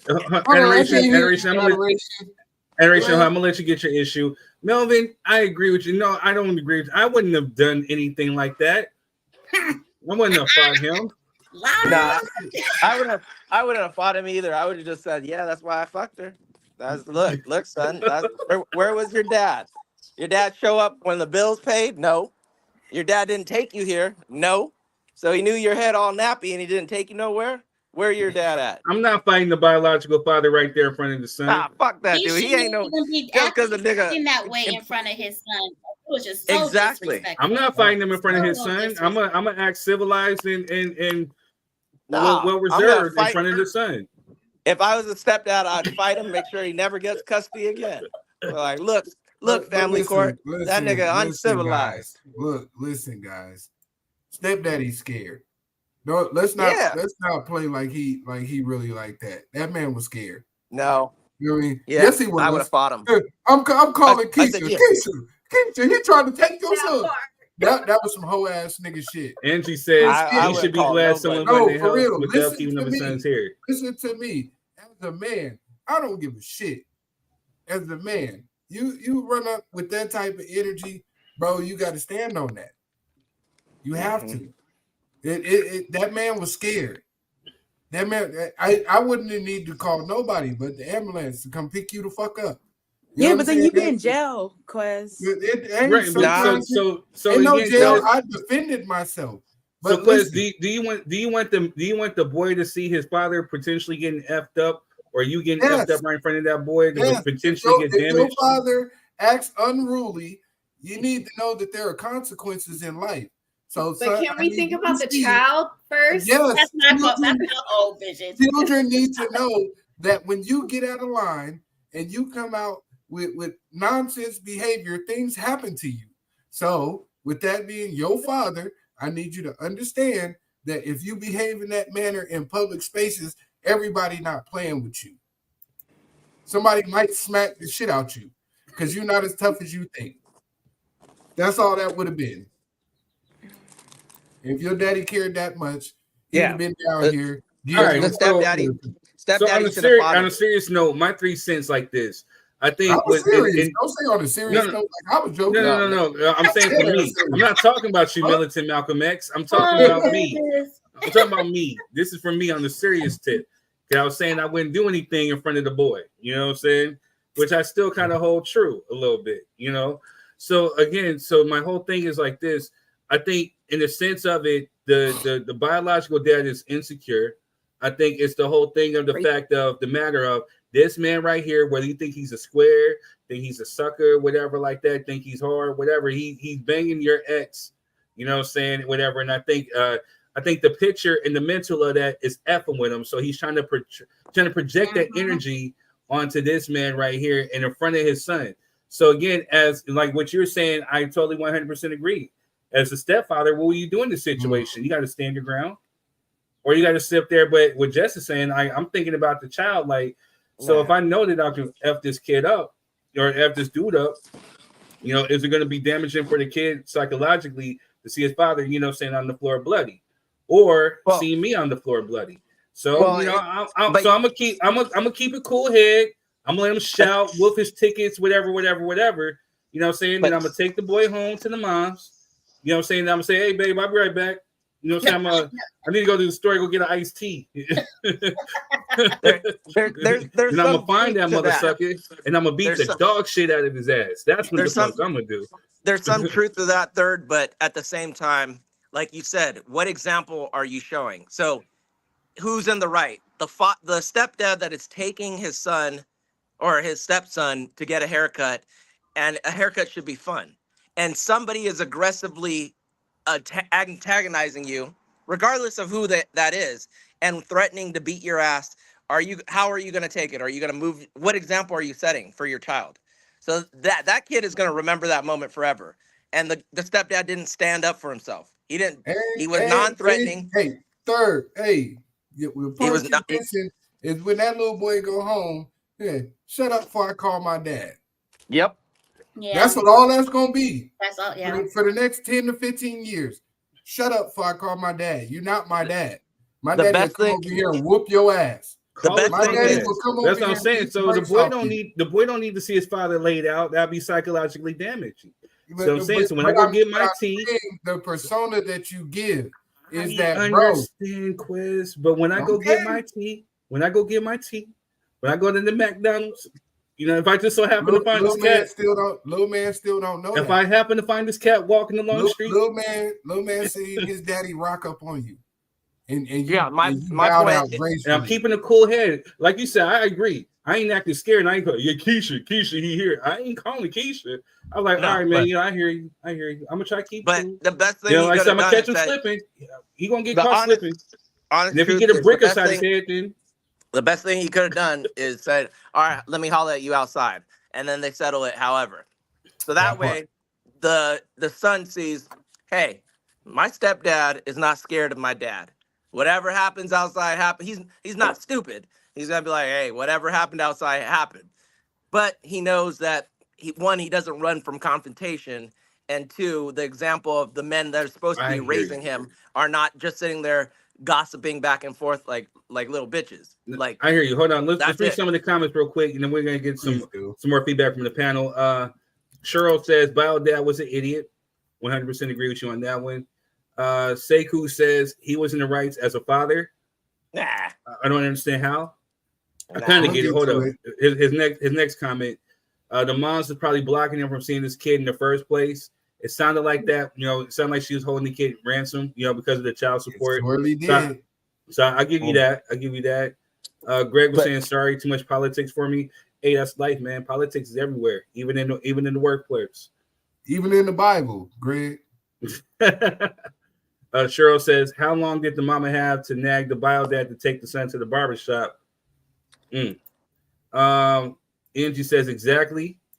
Angie also says there's a time and place for everything, but all that shit in front of the kid, right. I agree. I agree. Yeah, but that's why you take him outside. Hey, Stephen, yeah, you can come up. So if you're on Facebook, just I pinned the link in the comment section. In the top of the comment.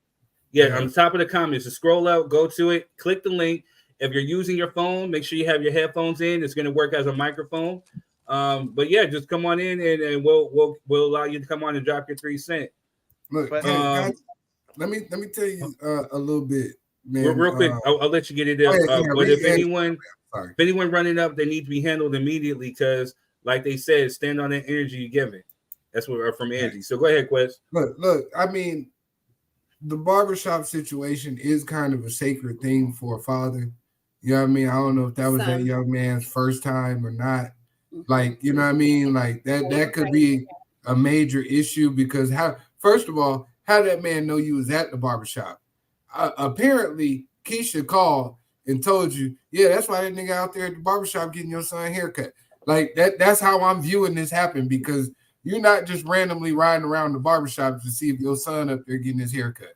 Or one of his homies in the barbershop. Or one of the two. Yeah, but right. To agree with Sekou, it sounded like she was on some, you ain't paid your child support. You can't see your son till you pay your child support because that was her exact answer when that man said he coming to get his child. Nope, till you pay, you can't get. That is a quick way to lose in family court because they're going to say you went and you caused a disruption and showed violence in front of your child, and you weren't paying child support in the begin with. So why are you arguing that? Why are you even there?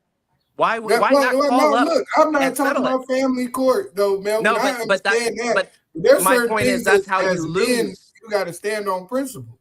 Oh yeah, if you're going to show up there, then he obviously doesn't care about court. He obviously doesn't care about the well-being of his child as well, because that is a traumatic event for that child. Right or wrong, that kid is going to remember that whole situation.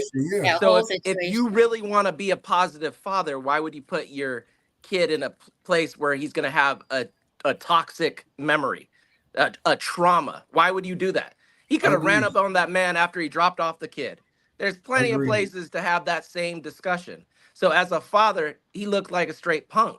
And it's like, well, one, you're not paying child support. Two, you're obviously not getting your kid a cut. So what the fuck are you doing then? But you have the same energy and the gas money to go to the barber? Like, come on now. That don't make no sense. No sense. All about pride. All that and pride will get you killed. Pride will get you fucking fucked up. Pride will have you losing your kids in the system. So you can't. That's where it pays to be mentally strong and emotionally strong as well. And emotionally intelligent. Yes. Yeah. Emotionally. If you can't control your well, that's my son. Yeah, it's your son. Where was that energy when he needed a haircut the day before? Why is it now he's already at the barber spot and now you have energy? It don't make because he's mad because another man is sleeping with his ex. And so she married to him, so that might be a reason why he mad too. That is her husband. Yeah, and he's like, that too. See, you gotta put that stuff in the story. Yeah, that's important information. In my opinion, though, the stepdad, people can call him a punk if they want. My problem with a lot of people is they're so concerned about being a punk, not being a punk, but that being a punk shit or not being a punk, that's the stuff that puts you in jail. The dad, the biological dad was one swing away from going to jail. Like, and I'll be honest, as the stepdad, I thought as a man, because most men would just lose their temper and go off. I thought as a man, he handled himself very well. He's like, look, since he's not the bio dad and probably it won't wash in court, he's like, look, I'm calling straight to the person who actually has the authority to say, no, you can't take this man. I mean, technically, he doesn't have that authority. I don't know if they're married or not. So I think that he handled himself extremely well. And I think most men would not, let's be honest. Most men would lose their temper and start swinging, and they end up in trouble. They end up in jail somewhere. That's where you necessarily say I'm not doing anything with witnesses. I think that's my opinion. I think that's the barbershop. Yeah, I ain't doing anything with his witnesses. I know that's right, third. Purposely. Not do no stuff around witnesses. Hey, bro, what you want? You know what I'm saying? If he catch a brick upside the head, I don't know who did it. I don't know what happened. I don't know what happened. That's what I'm saying, though. The responsible thing to be doing is like this, doing stuff in secret and also getting restraining orders. And it's like, oh, that's a pussy thing to do. But listen, you're a grown. Listen, here's my thing, though. You are a grown ass man. If you don't know how to control your anger and your temper, you're gonna be in jail with the rest of the grown ass men. No, and a lot of them black. Let's hear what Quest has to say. That's not really. See, there are certain. That's my 3 cents. We heard all of your numbers, but listen, there are certain points in scenarios in real life. Like, I hate to say it this way, but fuck the kid, fuck the barbershop. Like, bro, you can't rock up on me like that. I agree. All that backing me into a corner and chasing me around, and I'm trying to give you a pass. Like, even if he wasn't scared, but I'm telling you from my own personal observation, he looked scared. You know what I'm saying? He did. The stepdad looked scared. It wasn't about me being a mature candidate. It's we two different types of people. He called Keisha. What's Keisha gonna do? Right. I get okay. Let me finish. Go ahead, and I'll tell you how I see it. I'm sorry. Go ahead. Listen, look, it was some energy coming off from Step Pops that he didn't really want them problems, because they're even in that situation as a man. Hey, bro, what are you doing? Like, all this extra shit. Like, don't keep walking up on me, or we gonna really have an issue. You know what I'm saying? I understand this your son. But your baby mama asked me to bring him down here and do what needed to be done. Leave it at that. It's not about that's it. Like, I'm not gonna go. If you got an issue, call your baby mama. I'm not gonna call it for you, because that's y'all shit. I did what my wife asked me to do, and if y'all having some internal struggle, that's y'all business. I'm not trying to be in none of that shit. But if you keep rocking up on me, I'm gonna put you to sleep, and it's just gonna be that simple. I don't got nothing to do with none of that. Not in front of the kid, Quiz.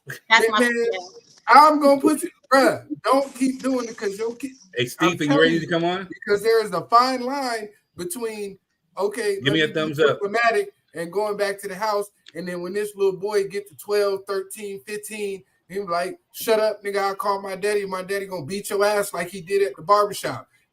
Like, you putting yourself in a situation where you can no longer assert dominance in your house, because this outside force, this man's biological father, has more control in your household than you do with you, your stepson, and your wife. And yes, he does, Adoration. I'm not even talking to you right now, because one, you ain't got no kids. You just talking. You ain't lived through it. No, I'm not trying to be disrespectful. I'm telling you, you've been talking for 20 minutes. No, but this is shit I didn't live through. You know what I'm saying? So that's why I'm so adamant about it, because I know. I've had shit we live with tell me shit like this. So that's why I can speak from this notion, and it's a hard place to be. But I haven't had it yet. Like women have all this, you know what I'm saying, holy divineness that they never do shit wrong, and that man is gonna go home and be treated with the utmost Give me respect. 1 sec, Stephen. We're still having a conversation with your baby daddy, and he running up on me in public places. That's not okay. Word. Hey, so Stephen, welcome to the show.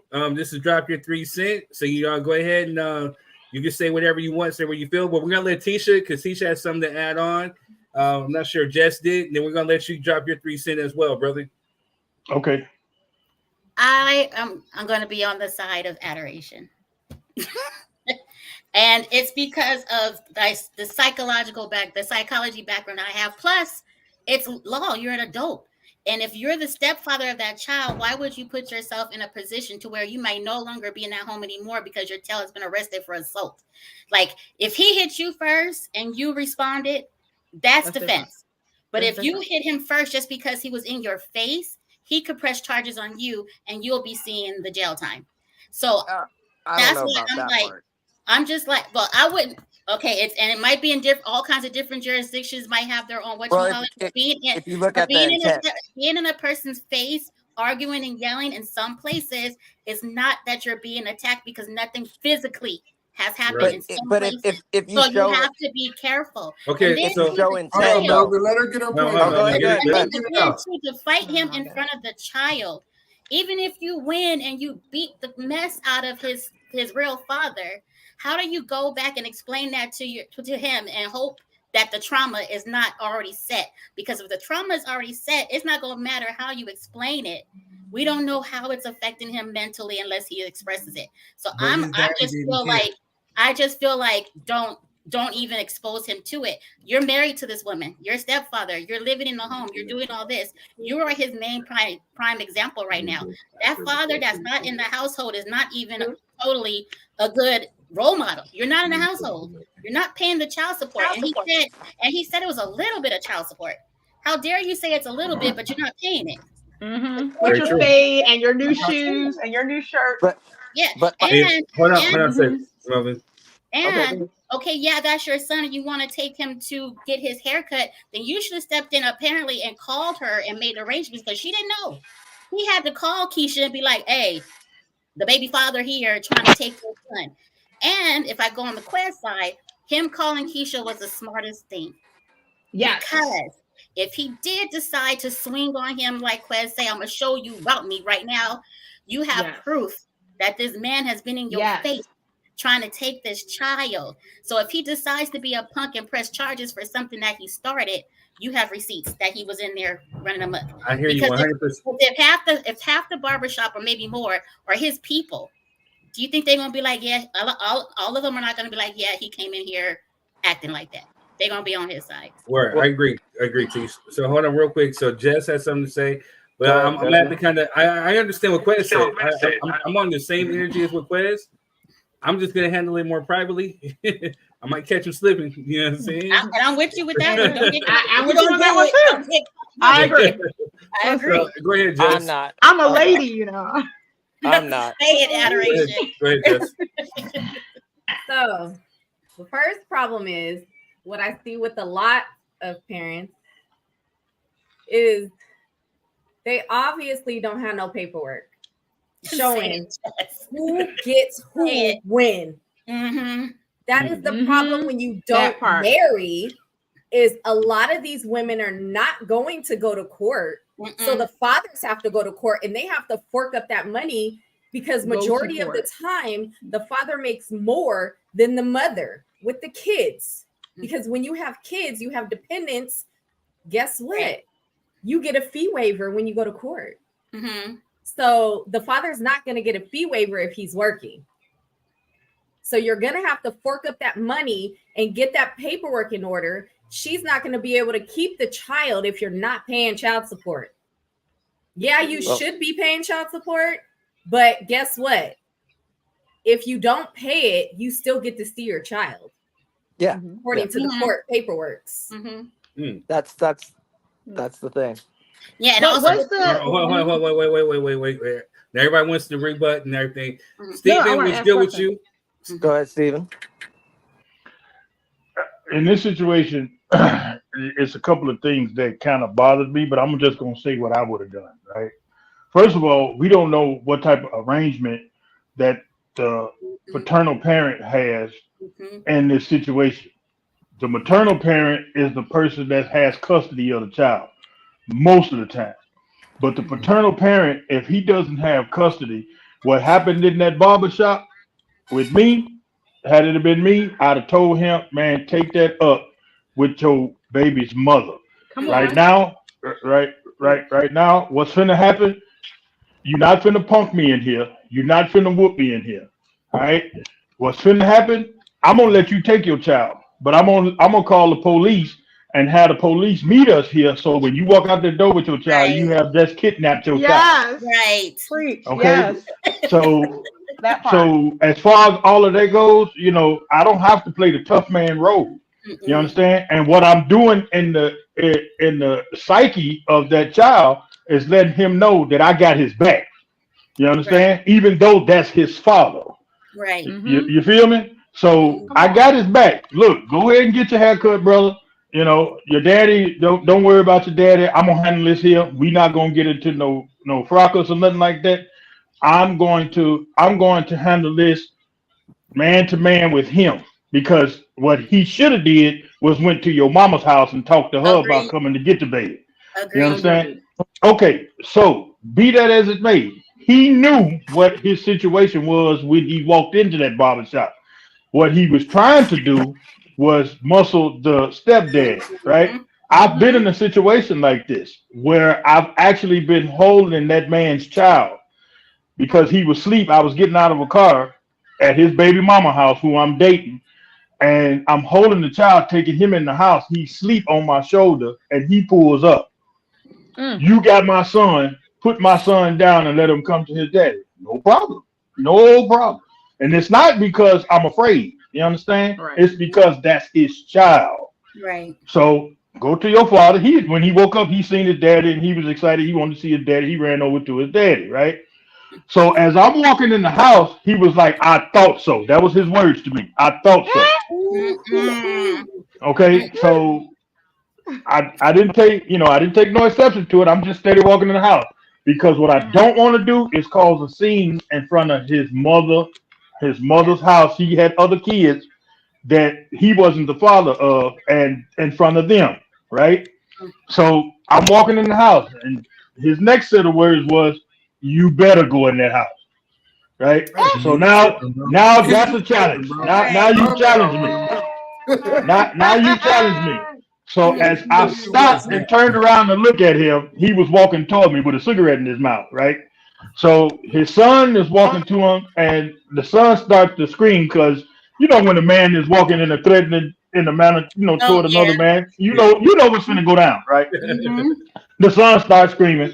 The dad walks up to me, and because I actually paid attention to his demeanor walking up to me with the cigarette in his mouth, I grabbed his throat, right? And took the air away from him. Well, what's the first thing to go on your body when you take the air out of somebody? Your knees. So he falls to his knees as I got my arm around his throat, and I said, do you really want to do this? Woo! Do you really want to do this? This is not what you want, fella. I'm on your side. I'm dating your baby's. I'm dating your baby's mama, right? As far as you are the father of that child is concerned, I ain't got nothing to do with none of that. I ain't got nothing to do with you, her, or him. You understand? I'm just dating her, right? Now, as he's trying to gasp and get his air out, he's saying, I'm sorry, man. I'm sorry. I'm hearing I'm sorry come out. So I let him go. And I'm not saying this to be no tough guy or nothing like that. I'm not tough. I just know how to defend myself. Yes, so as he's getting up, he want to chop it up with me. He was like, man, I saw you with my son, man.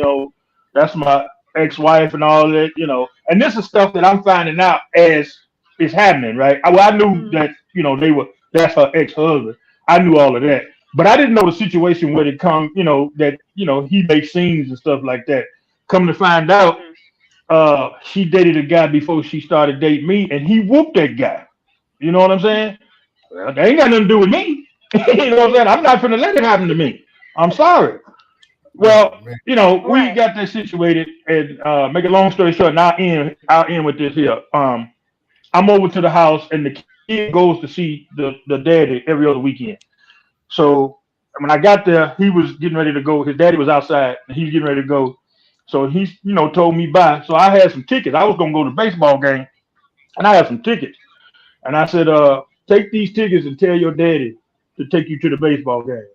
He said, for real? I said, yeah. Tell your daddy to take you to the baseball game. I said, don't tell him that I told you to do it. I said, tell him you got some tickets to the game. Tell him you got them from school or something, and tell him to take you to the baseball game.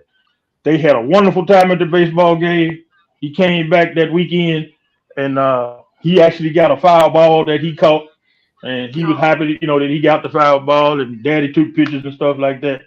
And he was like, that was that. He never knew that I gave him the ticket. That's not my thing. You know what I'm saying? All I wanted was that child to have something with his father that he remember, because he's not with his daddy. You understand? So in that situation with the barbershop, it's just a conversation. It's just a conversation. You want to take this beyond the conversation, walk out that door with that child and watch what happens. Man, that was the mature thing to do. Beautiful. Mature thing to do, man. I'm telling you. Beautiful. Now that doesn't take away from somebody who say they gonna handle their business. You know what I'm saying? To each their own. You know what I'm saying? To each their own. I mean, that time I would have put my arm around his throat while he's smoking that cigarette. If he accidentally swallowed that cigarette, I mean, Yes, it is. I was trying to do CPR. you should have thought about that before you told me that. I'm not gonna let you just walk up on you like you finna do something. That ain't finna happen. I think you are. I agree.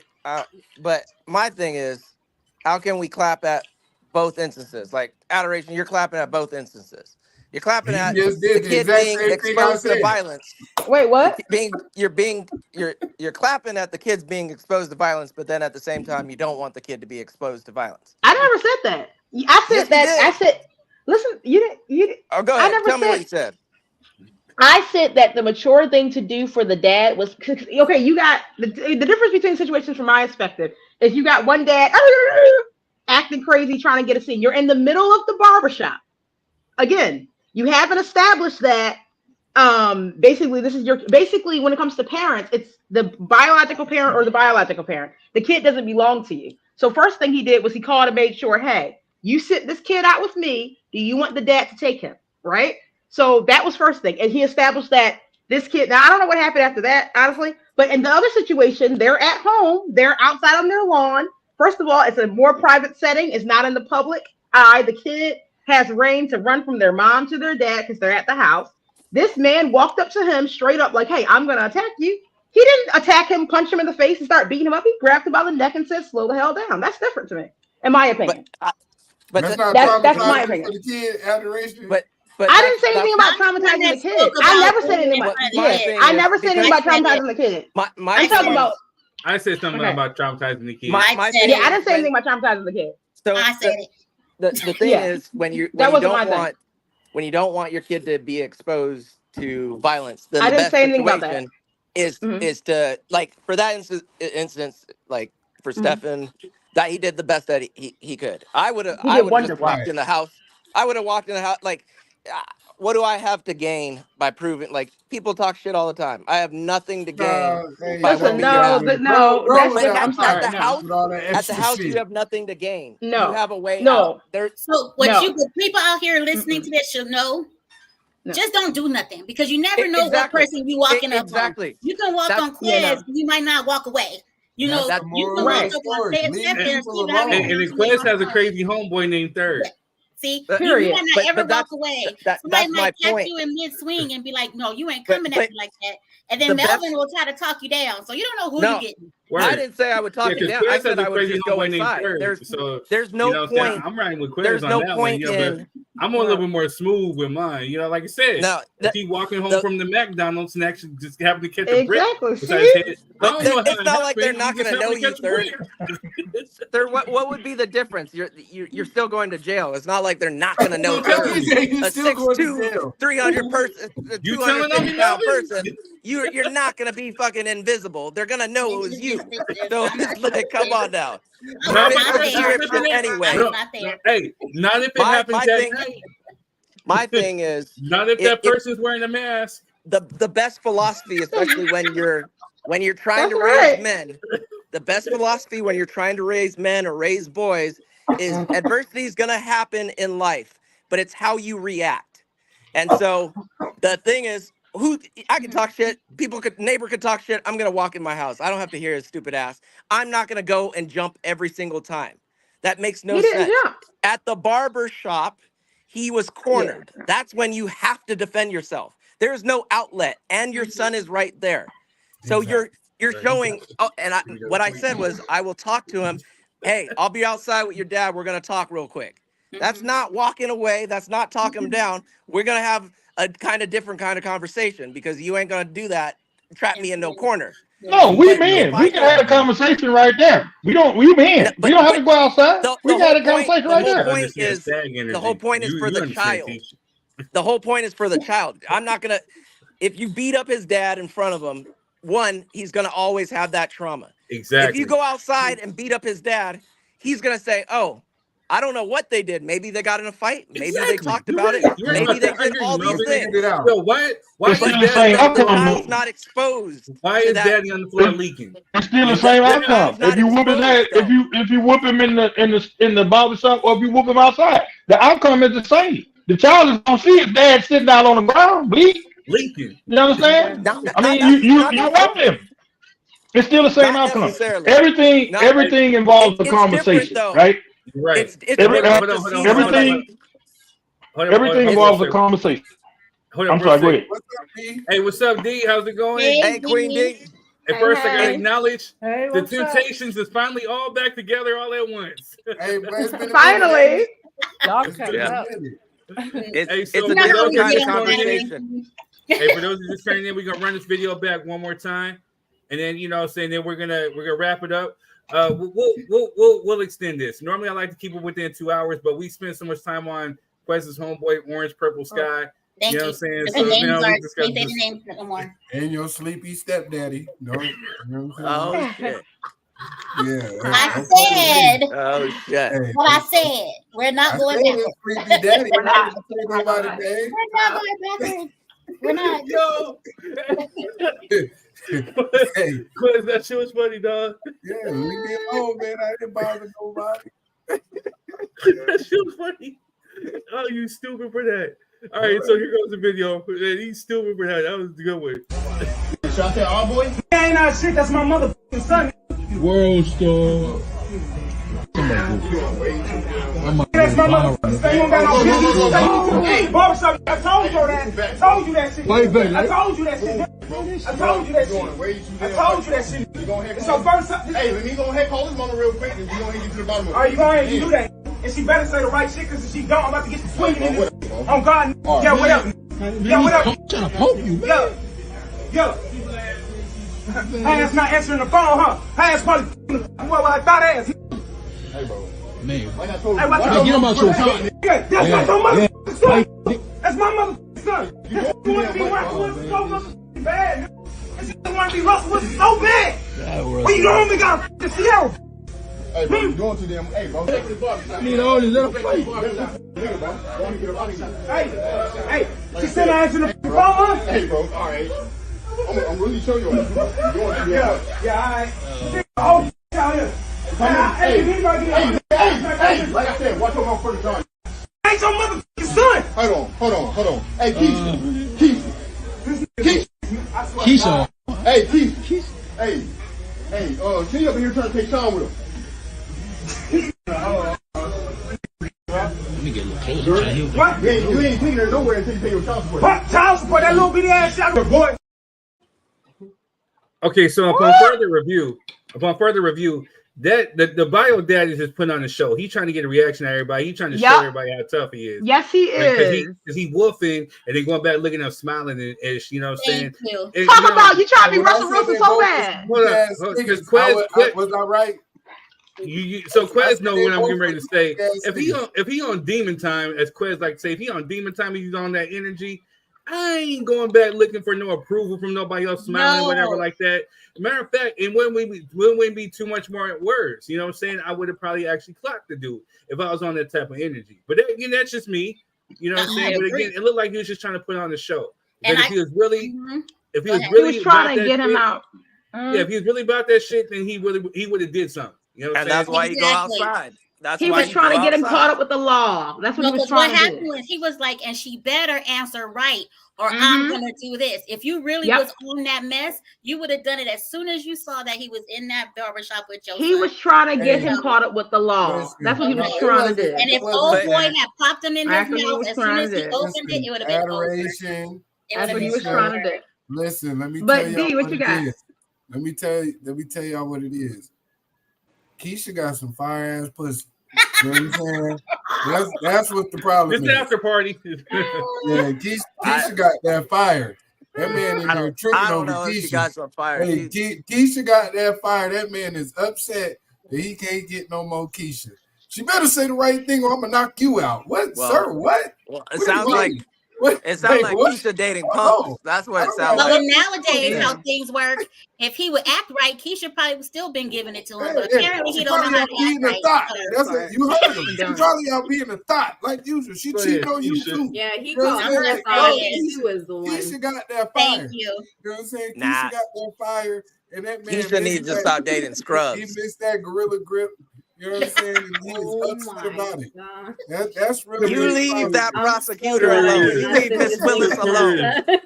He's got that gorilla grip, boy. You leave that. Hey, Steven, I'm sorry. I don't know. I don't know what you want, Steven. I'm sorry.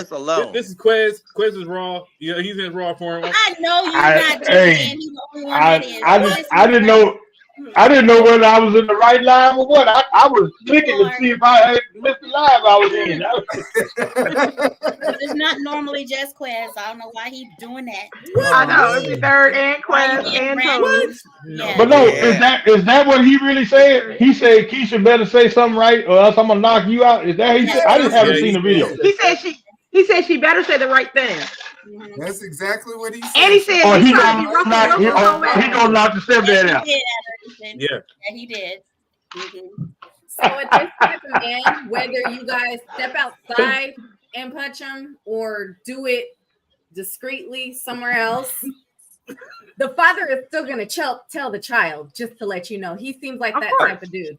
He does seem like a snitch. Yeah. The father would lie to the child. The father will lie to the child about an altercation, so it doesn't matter. But that part. It matters. This point, it doesn't matter about the child. It don't matter. But what matters? What matters? I'm saying discreetly. If I'm doing it discreetly, it's better about how it makes me feel. I agree with you. No, but if it's about ego, if it's about again, so I'm gonna tell you a little bit about me. I'm gonna go back. I'm walking back and forth. Oh man, I can't believe this nigga said this.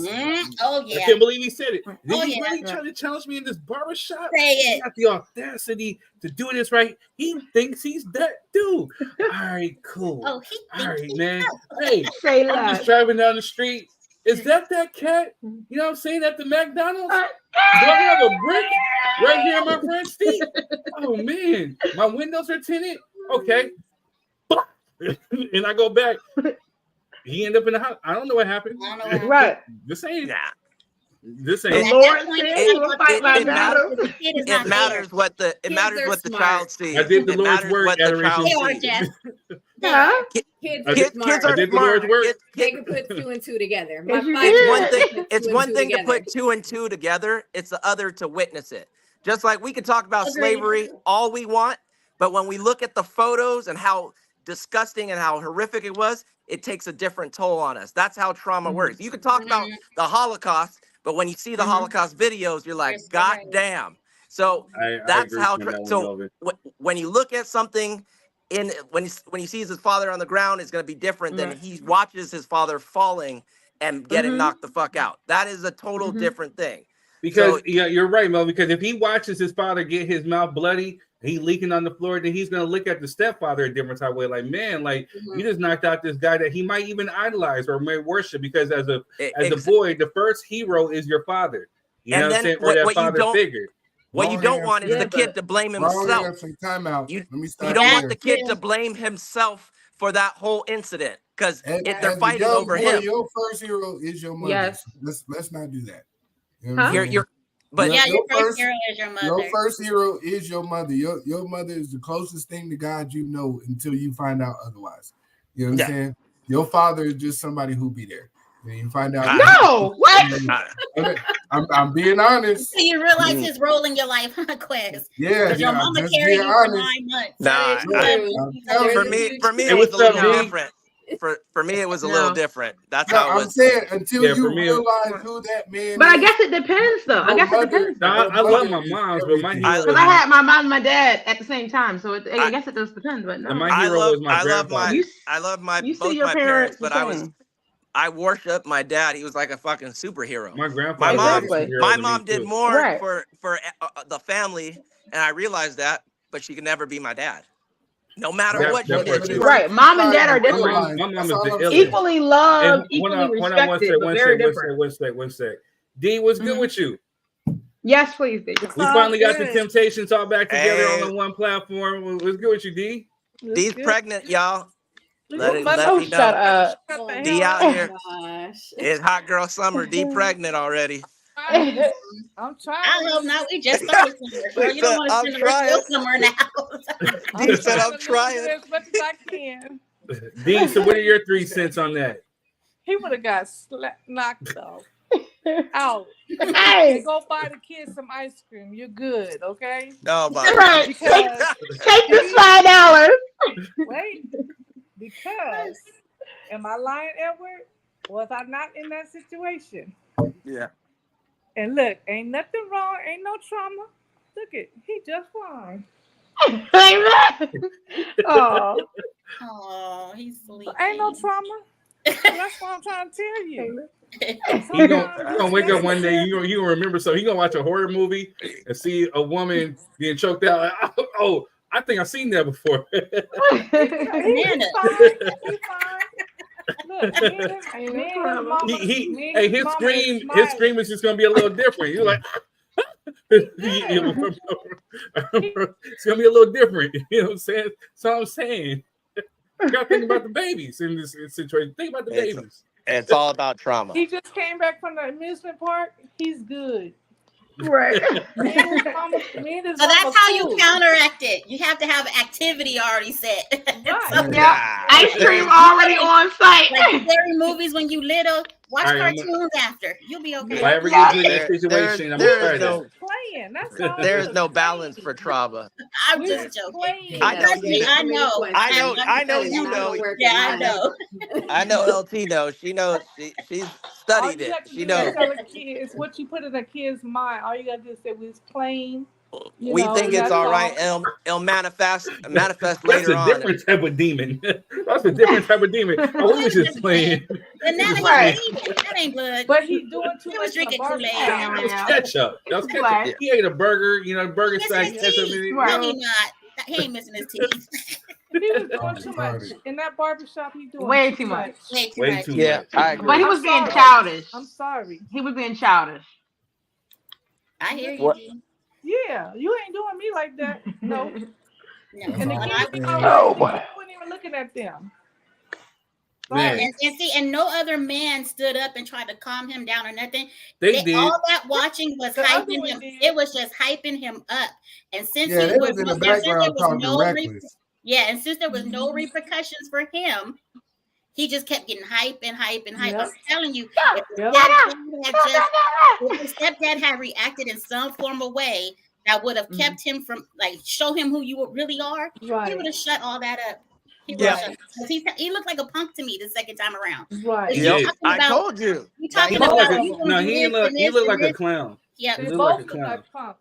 That's why. That's what I said. They both look like but the reason why I'm saying he did, because all of it was initiated by him. The stepdad didn't go to him, and that's why I said him. The only thing that stepdaddy did wrong with, I'm gonna call Keisha. You know, this dude barking at. I thought that was the best thing. This dude barking at you. He barking like, I'm gonna call Keisha. No, Keisha. It's not the fact that he. It's not the fact that he called Keisha. It was his mannerism. He looked scared. He looked worried. He looked all that. It's all right to be like, hold on, let me call her real quick. With that type of energy, when you turn your back on them, like you're not prepared for this type of situation. Yeah. There's no way in hell I would have turned my back on you with that type of aggression. Mm-hmm. So I can't turn my back to you. On somebody that said they're gonna fuck you up, you're gonna turn your back on them? Like that makes no sense. Yeah, but also too, with all that energy, if he did turn his back and tried to be like, man, whatever, get out my face, he still wouldn't have put hands on him. I think he was he was trying to get him to catch a case. That's what he was trying to do. But the thing is, he was trying to go off, so the stepdad swung. That's what he was trying to do. Even if the stepdad swung, he was in the right. The guy threatened him, physically threatened him, said, I'm going to beat your ass. And he balled up his fist. Yeah. He showed but once the police get there and start arresting black men, because how much time is it going to be before? The biofather did look like a little punk. Like he would sit there, like he would provoke him. If the stepfather swung, he called the police. If you feel I'm gonna lower down my child defend support, yourself. or I get some type of. I get rid of if the bio dad really wanted to fight, he would have swung already. He wanted the stepdad to swing first. That's what he wanted. He wanted the stepdad to swing first. And it to turn into his own self. No, he because he would have swung. But a lot of times it doesn't matter. Stepdad wasn't gonna never fight. He knew that. But he was never gonna fight. He knew that. Bio dad, because he was decent, and he knew that I'm gonna go in there and I'm gonna act the worst I possibly can. Hopefully, stepdaddy starts going off like me, and we can get into an actual fight. But listen, it doesn't matter who strikes first. It's self-defense. Give y'all some insight. I don't even know the whole story, but I know this is not their first interaction with each other. Oh, I don't think so either. I agree. That man, because he said, I told you. Exactly. So listen, that man knew that light-skinned brother was not going to behave in that manner. You know what I mean? I'm only saying that so we can differentiate between the two people I'm talking about. Because dark-skinned bro, the real dad, he was on some bullshit too. You know what I mean? Like craziness. I'm gonna be honest with you. This is from someone who is a stepfather and someone whose children have a stepfather. You know what I mean, or have had a stepfather. And every scenario, there's always been communication in terms of like, this is what I expect, but it ain't never went to that level or that degree to where, bro, we gotta get down. But the fact that dude, the dark-skinned brother, ran up in there on him with energy, let me know that, bro, your feelings was hurt. And second of all, you've already had previous encounters where you felt like you could punk this man. You know what I mean? And then for you to turn your back and let me call Keisha, let me know that you really scared of this man. So both of y'all some fucking weenies. Because if that's you what really I said. That type of timing, it should have been no discussion. It should have been, bro, didn't I tell you not to do this such and such with my son? And I'm taking off because I already told you. We're not going to have no discussion about some shit I already told you.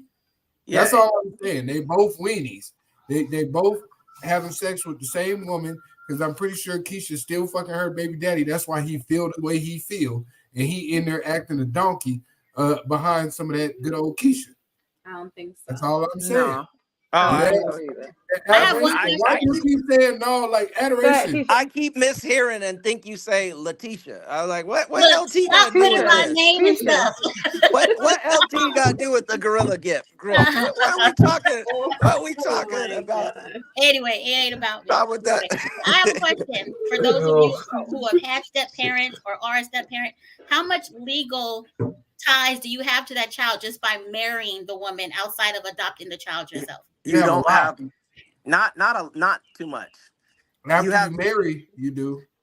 I'm in that boat right now, and the judge was like, "Well, although you're married, when the child's in your custody, your wife has certain responsibilities and she's allowed to do certain things. But it all depends on whose custody it is. So that's what matters. So if in that situation in the barbershop, if it was real dad's visitation, but Keisha was just on some bullshit saying, well, I'm not giving him because you're not paying child support, then the dad can legally snatch him out and the stepdad can't say a goddamn thing because it is by law his parenting time. And so that's why it all depends on whose parenting time it is and those situations, because parental rights go to the parent. But like I said, it sounds like Keisha and the baby daddy weren't married. Right. So no one went to court to see whose turn it was. But the only reason I don't know that is because if you say child support, do they have a legal document? And no, you could just go to child support. There's no custody hearing. But yes, you can go. But that would what child support typically is dependent on is how much time you have with the child, especially here in California. If you have, so they can't calculate it. You can't calculate it if they don't know how much the parenting time each parent has. They're going to subpoena you to court. So the reason why I asked that question is because we're talking about why he called Keisha. If he don't have legal ties to that son, that also could be a reason why he called him. He didn't do so shit. That's why he called her. Yeah, so if I see only a part of a clip, I try to see other ends of stuff also too of why a person has done something. And if he didn't have legal ties to that son and the father, like how do we know the real father don't have a restraining order against, like he's not supposed to be near his son? No. Yeah, we don't know. And that's why I said, but that's why you go outside. We know that because Keisha said, no, he ain't paid his child support. Tell him he not getting none until he pays. Yeah, but that's how we know there ain't no restraining order. But there's still over there being petty with the coochie and the money. But we don't know. We don't know if it's by law. Being petty with the coochie. Welcome to the after party, y'all. Welcome to the after party. If you guys are just tuning in, make sure you guys hit the like, share, and subscribe button. If you're on YouTube, hit the subscribe. If you're on Facebook, hit the like, share button. Make sure it's going on to your feed. If you want to come on as a guest, we got the link in the comments. Shout out to Steven for coming on and being a guest and dropping his 3 cents. We welcome that out to anybody who wants to come on. So we're just gonna move on from this. We can put a toothpick in it and come back at some other day. But stepdaddy was a punk. The bio daddy was a punk. They both punks. Yeah, they both punks. But see now, why when I said that in the beginning, we had to spend a whole hour going in circles about I agree because we all have 3 cents. We got 6 cents. We got 6 cents. We were right. Quest got like 17 cents. 100% with all of y'all. Right. I'm gonna throw some stuff in there. Right. I don't care. Can I say one more thing? Go ahead, as far as the court paperwork, when you go to court, it just shows that you guys have joint custody. When you go to child support, that shows who's the custodial parent. Yes. Which is the one who has the child the most. Thank you, technical justice. But you have to determine the way child support is calculated. The way child support is calculated is time with parent and income by mother, income by father, and then that's how they go percentage of the time that you spend with the child. How much exactly the amount can go up. To your but income. when you go to court only for custody, you can't speak about child support. Exactly. They make you go to the child support office to talk about but at that point, all I know, so if I'm putting that situation, a determined nation on how much time each parent has, and you'll have a parenting plan already established, so you'll know who's allowed to have the kid when, because or maybe Keisha has 100% full custody. They're not gonna talk about it no more. Word. Yeah. So just like we're gonna move on. I just know that if I'm ever put in this situation, then I'm just gonna peacefully walk away. All right. So, even I'm not gonna do that. I'm just peacefully walking away. I'm gonna be Martin. I'm gonna let Quentin knock him. I don't know nothing. Third's gonna be out there fighting Jess's ex.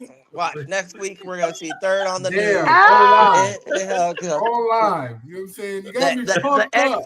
And when this happens, that don't mean that I'm giving any, just to let you know. Exactly. That's all you was concerned about was whether he thought you was giving him some. You know what I'm saying? What the fuck, Jess? No. That's because I said what I said. Because I said it. What are you talking about, man? That was not what we was thinking. Yep, they're gonna be like, Third, I saw the podcast. What up?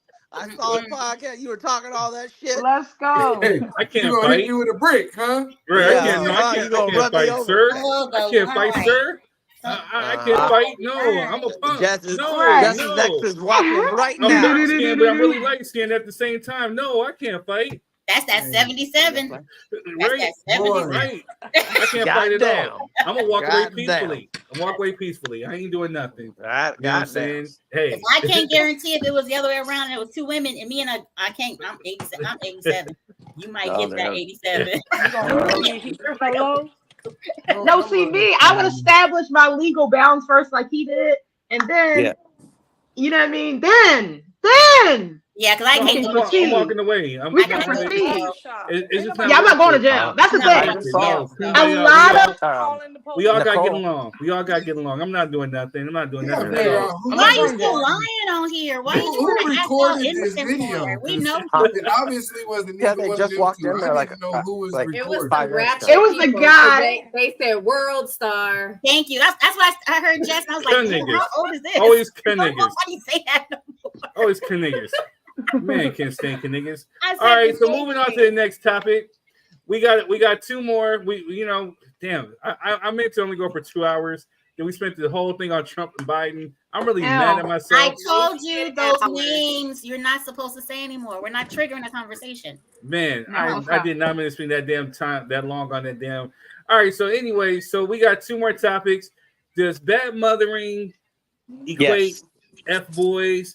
Yes. And then we can talk about since it's Black Music Month, it's June, we're getting ready to enter out of it. We can talk about Black music as far as like I saw a clip where Tyrese unapologetically said that R. Kelly is in his top R&B singers of all time. We can talk about that. We can talk about does the BET Awards still matter? You know what I'm saying? We can talk about who started hip hop. We can talk about our top 5 of R&B, or we can talk about F-boys. I'm gonna leave it up for y'all. You know what I'm saying? Like. I want to talk about Gorilla Grip.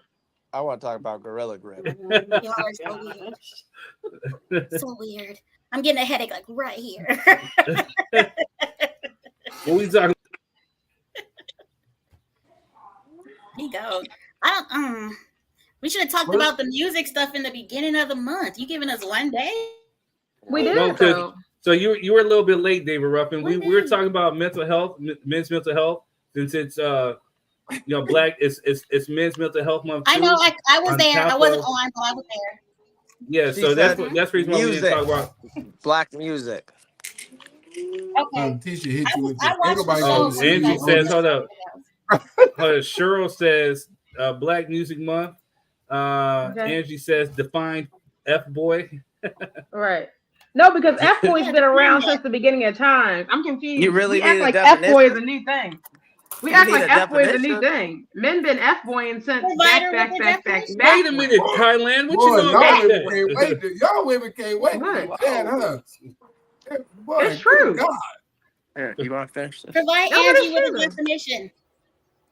Word. I didn't even do third word. I know you know the definition. What's the definition? So the definition of hold up.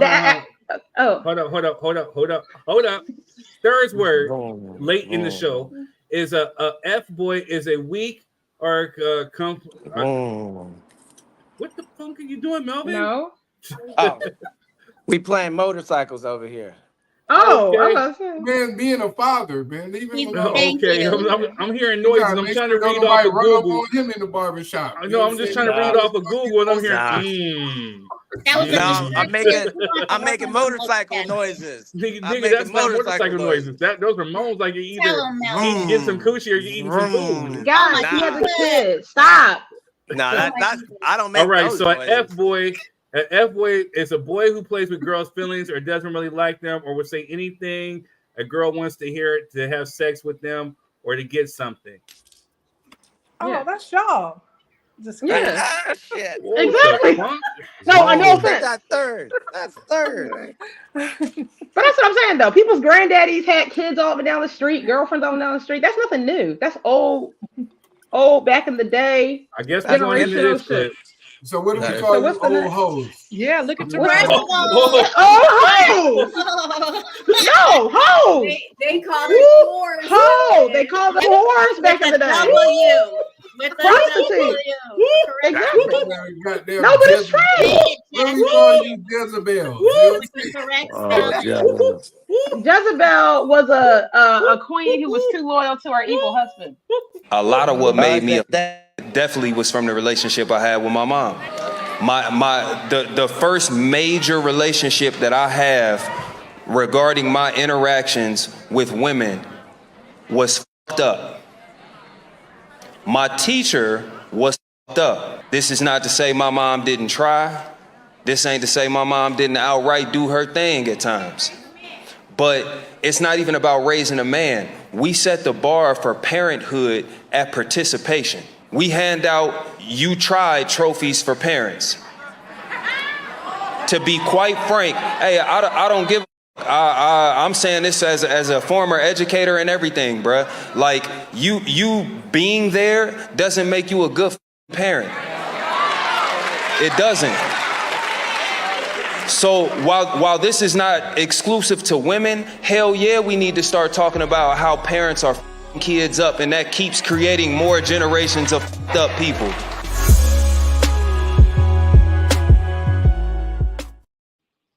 Yeah, shout out to Wait, F boy or F'd up people? I wholeheartedly agree with that message. They both. A fuckboy is emotionally damaged. He's traumatic. He's a emotionally narcissist. damaging. Yeah, I want to hear Adoration's description. But wait a minute though. He said F'd up people or F boy. I'm confused. No, I want to know what your definition of a fuckboy I know. is. Adoration. Okay, what he just read it. The definition of an F boy is somebody who basically is sleeping around with people, trying to get them to sleep with him and say whatever he needs to say, with no intention to marry them, like no intention to actually get a relationship. So they're emotionally damaging people because they can't build a connection, and so they have a traumatic event. They don't want to build a connection with you. And that's the point. It may be a defensive mechanism. It may be just a slut. Or he just they wants have to some sleep with traumatic you. event. But that's why a lot of people become hoes. It's the same stereotypical, oh, she has daddy issues, that's why she a hoe. It's the same kind of philosophy. It's the same philosophy. She has daddy issues because she's a hoe. And so he's a fuckboy because his mom trying to nurture him and was like, well, she can't even keep a good guy in the house and she fucking all these bad guys. And that's I know 2-parent household, mom never cheated, dad, I'll be honest, use on us, but it matters. Fine situations, but the niggas knows. Yeah, no. It has to do with something. It doesn't have to do with that. There's a large range of things why people become sexual deviant. I said I know people with 2-parent households, good upstanding parents, yada yada yada. Not about any of the trauma, the mom cheated, nothing. He just decided I'm just gonna be a fuckboy. Well, that has been around for years. That's nothing new. That's not single mom, nothing. That's just. Quez and Third had single moms. Are y'all fuckboys? Quez and Third. Exactly. So it's not about. Both of them were fuckboys. Oh, were they? They were both fuckboys. Melvin, you're not supposed to snitch if they were. Third was a big why snitch. Third was beating more guts than Muhammad Ali. Third was beating guts. He beat more guts than Muhammad Ali. Third was out there. Y'all should have cut him out your circle. He tell all y'all business. My friends, we all have a rule. Whatever we've done together, we take it to the grave together. I'm not that friend. I'm the honest friend. I'm telling on you. I don't know. Our friendship goes. I'm not that. These people be like, my friends, they like in this whole group, and they got one girl, one of the girls who guys started dating his girl, showing his mom that, and he's just cheating on her left and right. I'm like, y'all got the wrong girl in y'all group. I'm like, why am I here? There's no. I'm like, I don't do this shit. What like to the point of that video? Adoration. That's why he was coming for you next. You know There they go. I'm a snitch. He been running around the basketball court looking for your ass. Listen, I'm a snitch. See, that's different, and then those friends don't have girl code. You don't do stuff like that with things you're in a circle. But what I was saying, we talk about that, how women don't have girl code like dudes have bro code, because there's some certain rules that apply for men that y'all women don't give a damn about. No, don't say y'all women, because a lot of us do have girl code that we stick by.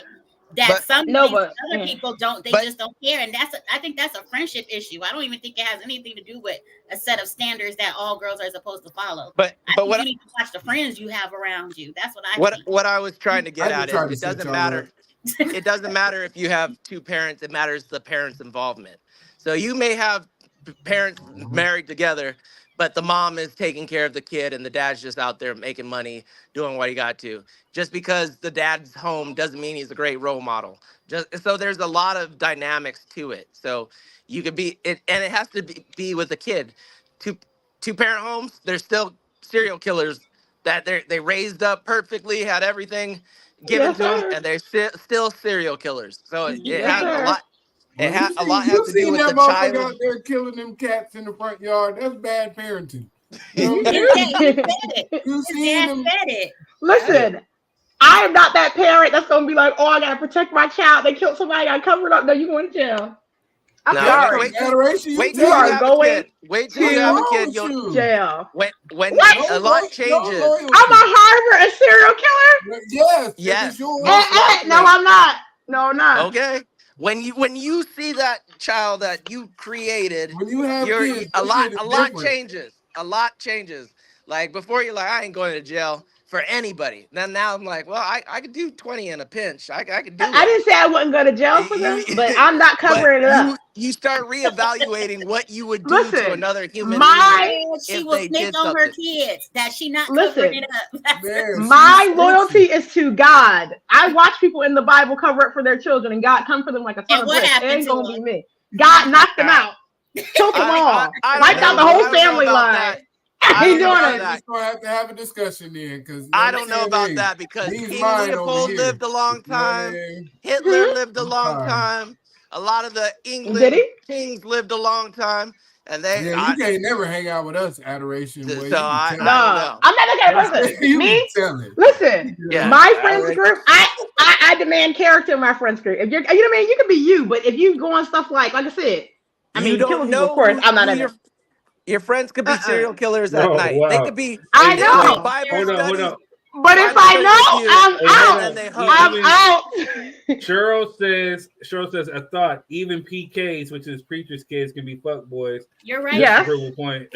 Yes, exactly. Exactly. A lot of them are. A lot of the preachers are F boys. Prostitutes, because we knocked them down in my day. Whole prostitutes. Say it.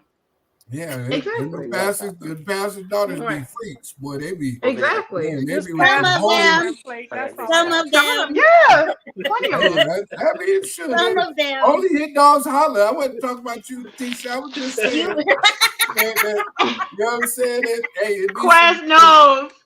Quest knows. Weak out there, you know what I'm saying? I have no knowledge of that. Hey, they got that communion coochie, you know what I'm saying? Yeah, that is funny. Moist, that is funny.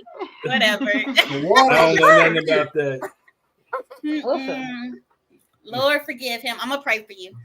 Baby, pass that coochie around like communion, you know what I'm saying? That's all I'm saying. Yeah. But I agree with Cheryl. It can come from anywhere. It don't. Yes. Yep. From anywhere. The Holy Spirit coochie.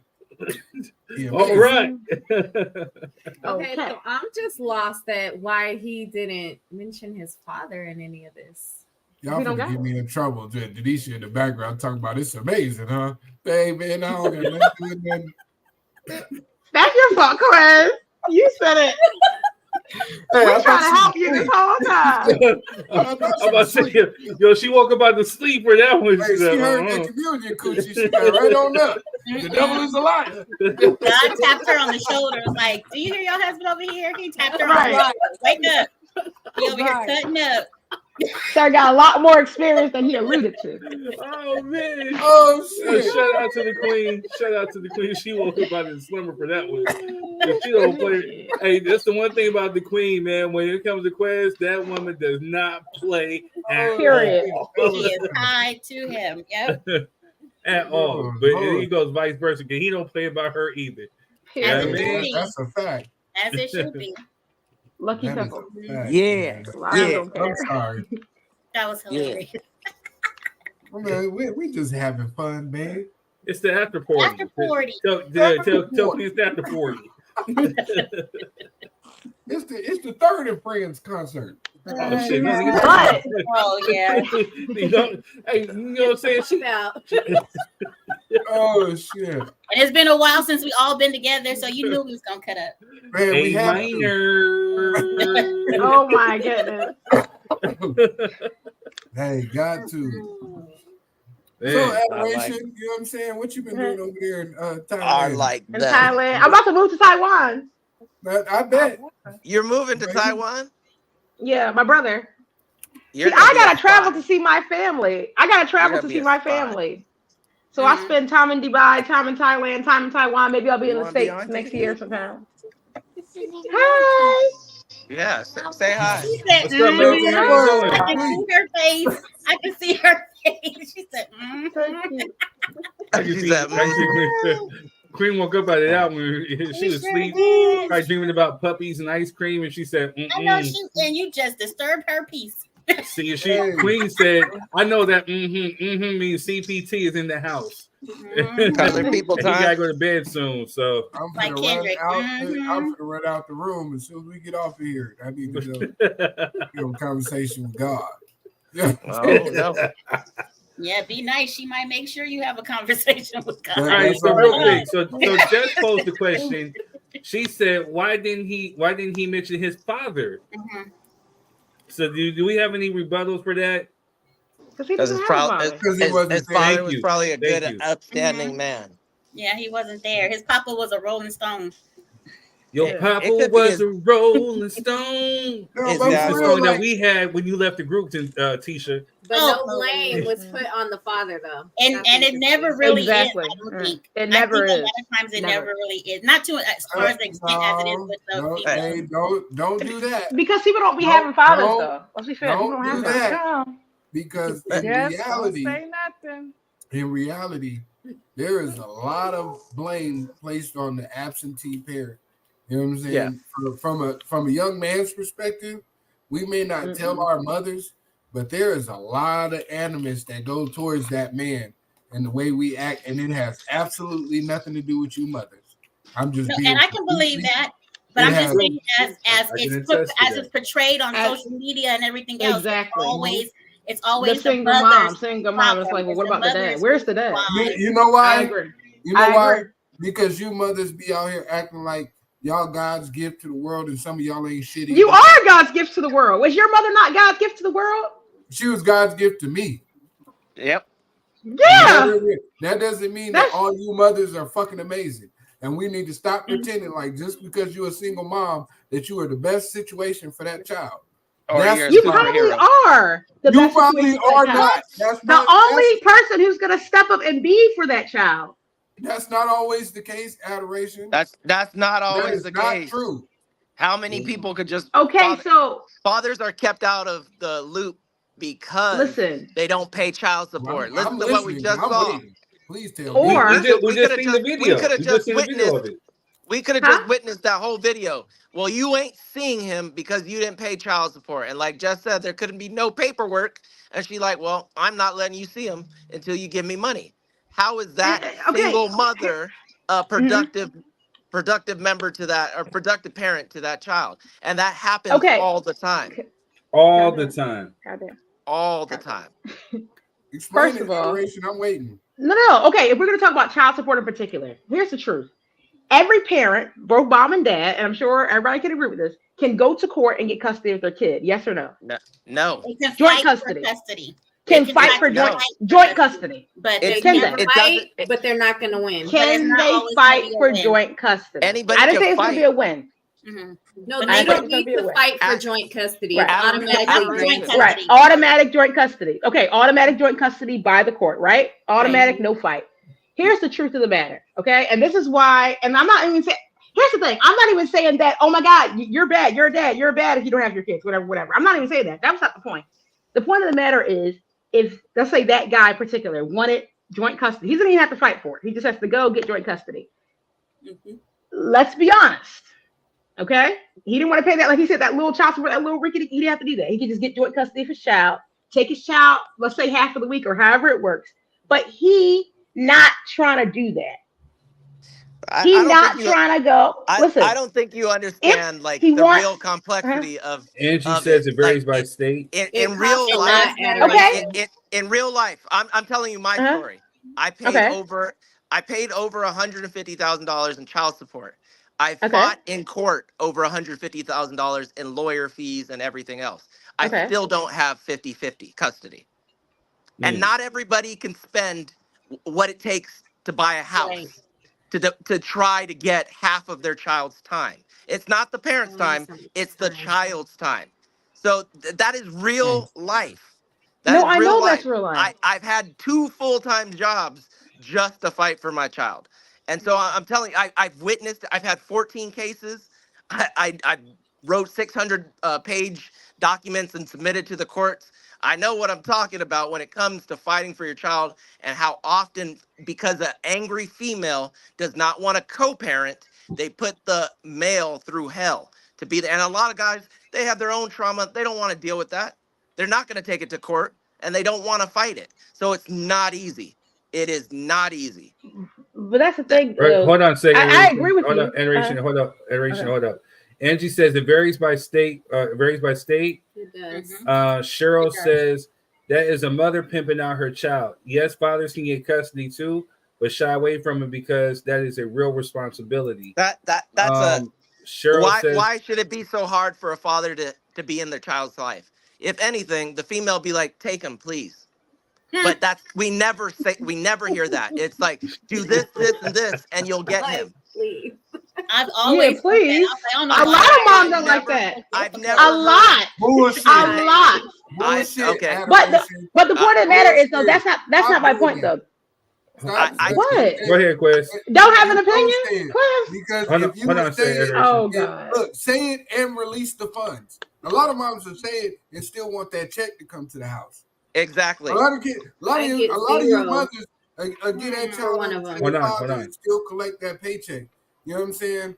For that child support because they need to be over there with you and they need this and they need that. And you still get a child, you don't never send that money back. So miss me with that shit. And we never talk about why the father should have to fight to begin with.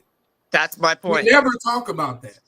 Because some of them niggas lie in the beginning. Because some of you women ain't shit.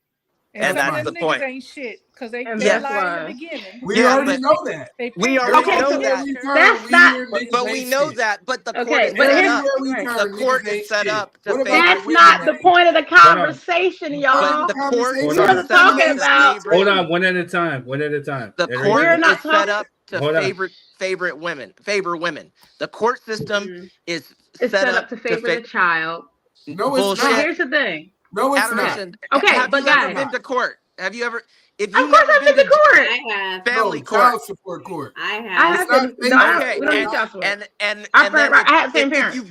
if you're there, you'll see that a majority of the time the female gets custody. In only 4 states is 50-50 automatic. In California, it's not. Especially in California, you don't get until the child is 5, you can't even argue for 50-50 because that is child rearing ages. They say that the mother can breastfeed up until 3, so the child has to be with the mother a majority of the time. So right. But now breast milk has no at 1.5 years old. Breast milk is no more substance than anything that child with full grown teeth can eat. There's no more nourishment. That is a Some scientific kids fact. don't even eat though, so they need that but, nourishment. Right, but the thing is, guys, that's you know how many kids are fed by bottles and everything else? Not every woman breastfeeds, and so if you could, but that is also a cop not every out. man breastfeeds. No man breastfeeds, but that is a cop out for why men can't have children. That why men can't have children. The question was, why didn't he talk about his dad? I don't know how we got dragged all the way into child support. The question was why. That's what Jess asked. That's the question she asked. But the question, and all of a sudden we're on child support. It ends up to be niggas. Maybe his mom wasn't shit. No, that's what you came. You came with because woman ain't shit. Adoration. She said. Adoration. Melvin. Adoration. Hold up. Quiz. You sure? The story was that his mom fucked up his views on relationships. And the first question after he said that was, well, why didn't we say shit about the dad? Because that's not what the fuck he was talking about. Every story leads back to niggas ain't shit. So when I turn the tables and say you women ain't shit, then all of a sudden I'm the bad guy. We're not going to continue to play this narrative and not take responsibility as both sexes. I have no problem accepting where men fuck up on my behalf. Me either. But I call out seems to be that every time we have these conversations, the women take no accountability for their counterparts. I got to take up for every ain't shit nigga on the planet, you know what I'm saying, who ain't shit, who don't want to be Why are you shit. taking up for them? I got to take up for all the Pookies and the Ray Rays. And then when we hear about Keisha's and the ratchet assholes, then them ain't us, but you niggas ain't shit. Like, we can't continue to do that. Let's play fair ball. That's all I'm saying. But I think you have to stay in your mind where everything comes as an attack to you. Why is everything an attack? No. It's not an attack necessarily to me. It's a every single conversation we have. Let's be fair about the conversation, because when we started this, we didn't say anything about the father. That man made a decisive, comprehensive statement about how his mother messed up his relationship views. And the first thing that comes out of y'all mouths is, well, why didn't he say shit about his daddy? Because he probably wasn't there. The nigga ain't shit. That's where that went to. And instead of the idea of that, maybe his mom, we done lost the whole point of the story because we went straight to niggas ain't shit. No, we did. Yeah. We had a whole conversation about it, and then she said, "Well, I have a question to ask." Go ahead. All right. Okay. So as a single mother, I just wanted to be fair across the board because this happens too often in these types of conversations. Go ahead, Jess. Go ahead, Jess. As a single mother, yes, there are a lot of mothers who do not do a great job. They send their kids to school in no jacket when it's pouring rain, amongst other things. You know what I mean? They don't care for the child. But to play advocate, shut up. She's been around us too long. I like it. To play advocate, how can she nurture and care for that child when she has to work two or three jobs? How? I'm sorry. Well, how? In that case, a lot of kids have to fend for themselves because the father is not involved. And a lot of times when the father is not involved, it's why is the father not involved? Or is it that the father has to fight to be in the life? That he has to go to court, which he doesn't want to? Does he have to do a jump through hoops and deal with her bullshit? Does he have to fight one of her boyfriends? It all depends on the scenario. Maybe it's better for the people who didn't have dads to answer that. Why was your father not involved? But there are also a lot of fathers where the mothers want them to take the children, and guess what? You go to the child support office and you say, oh no, he's not taking them every other weekend. Then guess what? The child support gets bumped up. Then guess what? The father says, oh no, I'll take them every other weekend. Then they finally take them every other weekend. That's the reality of a lot of situations too. I've experienced it myself. Be true. But why did you make such a fucked up decision to have children with him? Let's go there. Oh God, here we go again. Here we go. Here's the question. Why did you make such a fucked up decision to have a baby with your wife? The one that your ex who you had a baby with? Because I was young and retarded. There you go. Yeah. So then you were young and retarded. So admit it from your side. Then you're partly to blame.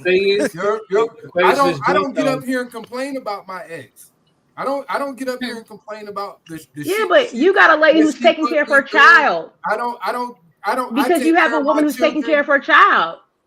You have a woman who cares to be in her kid's life. There are men who don't have women who care to be in their kid's life, and a lot of women whose men don't care about being in their kids' life. Let's talk about them women then. But look, what I'm saying is, I don't get up here and facilitate a narrative about single mothers because you don't have a bad situation with your adoration. Hold up, let them get off. It's not about me having a bad situation, even though you don't have nothing to complain about. Adoration. Hold on.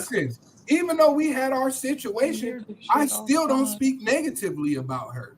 Period, point blank, because that is nothing productive for either me, my children, or the relationship I'm in now. There's no point in me going out speaking negative about this woman, regardless of what she put me through. Now, I can speak from a perspective of what it's like to go through child support and what it's like to be unappreciated, but I would never say anything to the contrary of how bad of a person she may be, even if I feel that way, because that's not necessary.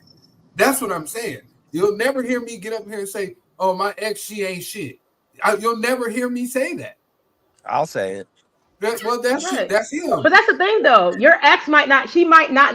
I mean, okay. She might be shit because she's saying. But you just said a couple minutes ago that your dad wasn't shit because he didn't do shit. Your ex is doing shit. Your dad not doing shit. Well, exactly. What I'm saying is some people are actually shit. But me and my father have had this conversation. Some people are shit, is what I'm saying. Listen, I've told my father to his face that he wasn't shit. I'm his only child. I'm his only child. And we lived in the same city, and we had the conversation of, bro, how hard was it for you to come and see me? And why did it take for me to be 3 to meeting you again at 22 years old? That's bullshit. You know what I'm saying? And my kids may be able to grow up and say something negative about me. But guess what the difference is? You will have instances in your life where your pops was right there. You can say what the fuck you want to, but the reality is, bro, I was here taking care of you this entire time. That's what I'm saying. That's exactly what I'm saying. I agree with you. That's exactly what I'm saying. I'm saying because you brought it up, like my situation with my ex was determinant of where I'm at right now. Listen to what I said. Conversation. You misunderstood what I said. What I'm saying is that a parent that's there and trying is different than a parent that is not shit. That's not there and trying. Those are two different sides of the ball game. Okay. Absolutely. I had two parents that both try. I'm not saying they're perfect. I got plenty of stuff that I could say, but they were parents that were there. Now, are they perfect? Like he said in the video, are they perfect parents? Do they not weigh in on some bad things? Of course they're not. But you being a man that's there versus your dad being a man that wasn't there are two totally different conversations. So when we talk about mothers in the same way, there are mothers who also ghost their children, just like those deadbeat dads and those guys are taking care of kids all themselves. Their mothers aren't shit. Now, a mother, like people who were single mothers and raised their kids and have to do what they have to do, they're not shit. They might not be perfect, but I'm not going to sit up here, me personally, okay? And I don't have single parents. But I'm not gonna sit up here and be like, "Oh man, you know what I mean? You know what I mean? She ain't shit. Just because she's there doesn't mean she ain't good." So the play off of what you just said, adoration, it sounds good in the idealistical sense. There's some who do and some who don't, but then there's also mothers who definitely put a bad negative spin in their kids' heads when it comes to their fathers. You know what I'm saying? So again, we don't necessarily know the situations for a lot of the situations that happen. You know what I'm saying? We don't know what the scenario is if the father chose not to be in that child's life, or whether he had the opportunity to be, but he was being held against the will or whatever, which is what Melvin is trying to say. So there again, we do have some women who will definitely put some negative spins into the child's heads about their father, to where they grow up and they feel some type of animosity or hate or vitriol towards that father. You know what I'm saying? And so in there's situations to where, again, like we don't know necessarily what's going on in the house with the mother. So when he's taking accountability, he said, look, my relationship with my mom was effed up to where it gave me a negative spin on women, to where I became an F-boy. He's taking accountability for his actions and knowing that his relationship wasn't right with his mom. Whether it was perfect or not, he's not necessarily blaming her. He's saying the relationship that I had with my mom was effed up. So again, we don't know what she was doing, what type of stuff she's putting in his head about the father or about men or whatever.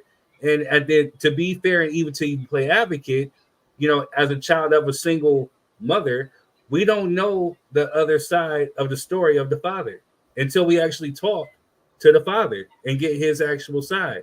So the thing is with my father, I was lucky enough for him to take accountability for his actions. He never once tried to throw my mom underneath the bus. And I'm sure that their relationship was not perfect, but he never did say, oh, well, she wasn't shit and she tried to hold me back from you. Whenever he said, whatever she said about me, or as far as what I did to her, is true. And he took accountability for his ish. Now, he said there's some other stuff that happened, but I take responsibility for my part in the situation. And he's always maintained and said that. Well, that's respectable. That's respectable. So my thing is, if you really want to see what parental alienation is, join some Facebook group, parental alienation groups on Facebook. Sorry. You'll see the real life trauma some of these dudes go through and the court system and how they're just trying to make ends meet. They can't afford a $300 lawyer. They can't do all. And I shit you not, at least once a week that I was on there, somebody would be like, this is my last post, guys. I miss you guys. I miss my kids. I'm done. And they kill themselves. 80% of suicides are by men. And ask yourself, why is that number so high? So not everybody was blessed like I was to be able to work the military and be fortunate enough to dump $250,000 to fight. Some people are making ends meet and they can't afford, they can barely afford rent, let alone a lawyer. And it's not easy paperwork, or you fuck up the paperwork, you're losing your kid. And are you going to take that risk? Or are you going to try to make some side deal with baby mama and work it out? So I implore you to get your own anecdotal evidence and go on those parental, and it's not just bad fathers or bad mothers. It's bad fathers too. There's a lot of women on there that they mess up one time and the father just uses it as an excuse to kick the mother out of their lives. And then they post pictures 20 years later. I got to see my kid for the first time in 15 years. And they post a reconnecting photos. So go on Facebook, get your own, watch your own stories on there, and you'll see it's horrific. And me being naive, I thought, oh, well, hey, I'm going to get 50-50. I'm an outstanding guy. I'm president of the HOA. I'm a veteran. I did all these things right. I have a scholarship. They don't give a fuck about any of that shit. How good of a man you are, none of that shit. And I still can't get 50-50. So that's the moral of that story. So right. Try. You can and the thing is, I agree with you. I wasn't saying anything about that part either. Go ahead, D. Yeah, what was D saying? Okay, so let me say something. There's all type of situations. And I get yours, Melvin. I respect you. I respect yours too, Marquez. But the thing is that I'm saying is that everyone has a different type of situation. It's not that we're saying all dads are fucked up. We're not saying that. We give you your credits, the ones that deserve the credit. But then what about you? Like you say, you spent the money because you had to get, jobs or whatever to make sure. Guess what? We got to get a second job as a single mother just to keep the lights on, to take care of them. And where's the dad at? Where's the dad out there chilling? I agree. In the military, or taking care of a whole nother family, living his whole 20s. You know what I'm saying? Well, our 20s is gone, and we pay for this child, making sure. It's a lot of shit that has to be. Hold on, because when you and Marquez talk, we don't. I don't interrupt. So please let me say this, because sometimes we ladies want to have our say as well, and for just to say that where was the dad? I don't think there was nothing wrong with that. She's just asking a question about it, but then it went all the way to left field to say that we said I'll roll the tape back. I don't see nobody saying that. Nobody said all daddies are fucked up or this and that. She asked a question. It got to be elaborated on, but I really want that narrative to stop. To say that we here always saying that it's fucked up dads. We're not saying that. It's not. Our situations are all different, and we have struggled. It's a struggle when that child look at you and they ask you where their father is, and you can't say, you don't want to speak negative, but then your light bills do, and your gas bills do, and this child has picture day. You ain't even got the haircut because look how much the damn haircut costs, $30 damn. You know, it's always something that comes up. But then if if we complain about him chilling, then now we're bad mothers because he tried to go to court. It don't take nothing to go to court to try. All it takes was to show up at the courthouse. He wouldn't have to go to court if you didn't feed them damn lies in our ear. And that's why we have a fucked up baby daddy or ex-husband. We didn't choose that. It happened that way. And guess what? We had to take the ball and roll with it and do the best that we can do. We didn't know he's going to be fucked up. He told we was going to be good. We're going to get married. We're going to do it. And then it don't work. You know, whatever way it went. But usually it's lies told. And then when he busted, cheating or doing whatever, why should we stay in that? So we'd rather go be by ourselves and take care of this child by ourselves. It's not that we're saying everybody is fucked up. That's one thing I hate hearing that. When we have not said that. It was just a question she asked, and that's what the point, because maybe there was a part to it that he did mention his dad. Who knows? But our situations are not saying that at all. And like I said, I give credit to y'all, but not every man is an outstanding dude like you guys. My thing is, how can we comment on something we have no information about? Hold on, Melvin. We can't make comments on what we don't know. We don't. That's a question we'll never know. No, I get it. She just was asking if it was there. But then how can we comment on it? How can we could all make up a story? So again, what I was getting ready to say was to be fair and to play advocate. You know, so there are times when yes, there is a narrative of like men ain't ish on here. You know what I'm saying? When it comes to that, you know, I mean, it's happened because again. So the one thing that I can be always empathetic to, you know what I'm saying, is because I've seen what a single mother goes through. I see the pain, the angst. I see the worry. I see the unknown. I've seen it. You know what I'm saying? As an older child, as the eldest, my mom's eldest. You know, I've seen times when she cried, you know, because she felt like she was being a bad mother. So so the one thing I'm not necessarily saying that she's done. But I can understand why some women would feel that way is because, again, just like what you just said, D, is that, you know, we got to work 2 jobs. We got to do this. We got to do that. We as children, we see that. And so we understand it. You know what I'm saying? And so, therefore, we understand why sometimes, like, a woman will come on and say, well, men ain't ish, and then. But to some other credits and some other points, I understand about being lied to, about, you know, being bamboozled, about being led astray. But at the end of the day, too, I think what Quez is trying to get at, and when he's trying to pretty much say, is that a lot of times when women say that, well, men ain't ish, there's a lack of accountability on the other hand, too. Because at the end of the day, if I'm playing advocate, how many times did you see a red flag that you ignored it? Or that you thought that maybe, hey, I can maybe try to love this dude or love the red flags out of him. You get what I'm saying? Not saying that you, or not saying that anybody on this panel have done this. And I'm just saying that there's times that it's happened.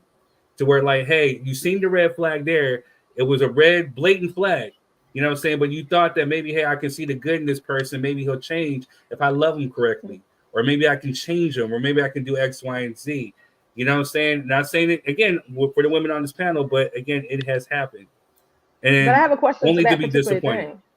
I have a question to that particular thing, because that would mean that all the relationships, let's say, that didn't work out and whatever, and that would mean that those guys are red flags. But it doesn't mean we just talked to Melvin and Quez. They both have kids out of wedlock with the lady. It doesn't mean that they're a bad person or a red flag. That doesn't mean that she chose wrong. It just means that that relationship didn't work out. It doesn't mean that, oh, she chose wrong because she should have saw the red flags in Melvin. You should have saw the red flags in Quez. Everybody got red flags.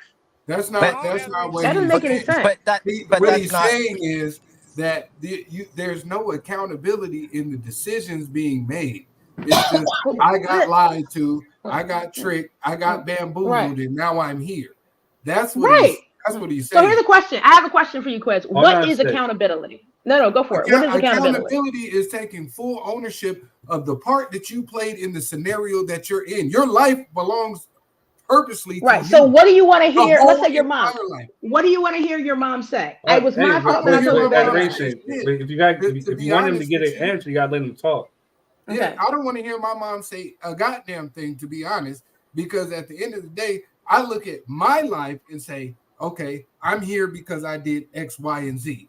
And then when I get to 3-6 months from now, I'm going to look again and say, okay, I did this, this, and this, and now I'm here, and this affected how I did this. It's not my mom's job to quell me and make me feel good about the person that I'm becoming. It's all internally belonging to me. So every situation I'm in, I have a choice.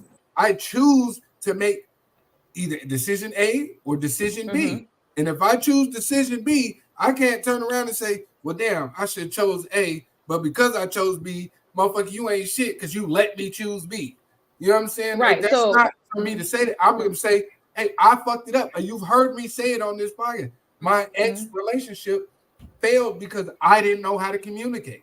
I didn't know how to effectively communicate. And I was a horrible person at that time. I've said that numerous times here. And I didn't never once say anything about her. That's what accountability is. So whatever she did is what she did, but what I did is what I'm responsible for. Exactly. So let me elaborate. Same thing with my father, whether he was drunk, sober, whatever, you know what I'm saying? The one thing he's always done was take accountability for his actions. And the one thing I could always say about my mom was that she never sat up there and spewed any type of negativity about my father. She was like, hey, whatever opinion that you form of your father, you're going to form it on your own.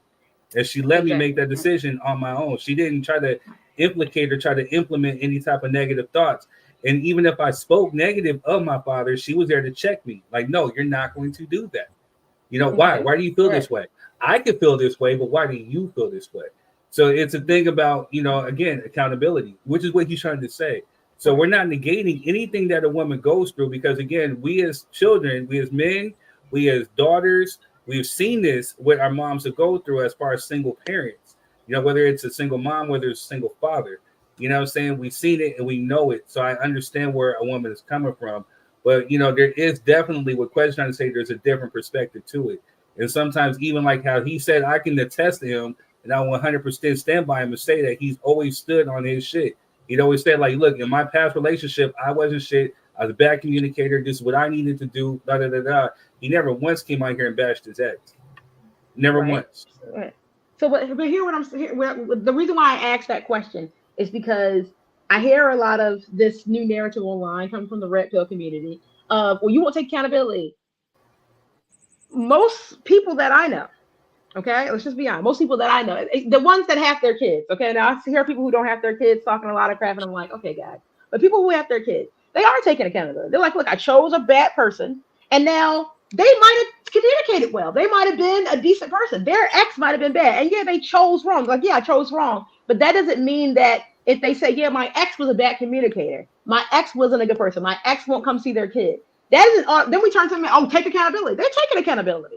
They chose the wrong person, and their ex is a bad person. But it's like every time. Adoration, I don't mean to interject because we're running out of time, and I'm gonna say that's a lack of accountability. A thing of accountability is accepting the role that you play into a relationship that failed. Right. You know, that's what accountability is. So again, whether you think that you're all perfect, that you're almighty, and then I'm not saying you. I'm saying the people who lack accountability, they think that they're God's gift to earth or whatever, whether it's man or a woman, that would not take part in the accountability of why a relationship failed. Relationship fails 9 times out of 10. I'm gonna say 9 because I've heard some stories. But again, it takes 2 people for that relationship to fail. So there's some on your part and there's some on this person's part. And it's the acknowledgement of what you've actually done wrong for this to fail. You have no power over what this person over here will do. You only have power over what you can do and what you fail. Okay, hold on. Well, go ahead, Tish. Okay, so that's exactly what accountability is. It's only you. So if a person, and that's male or female, I'm not generalizing anybody's gender on this.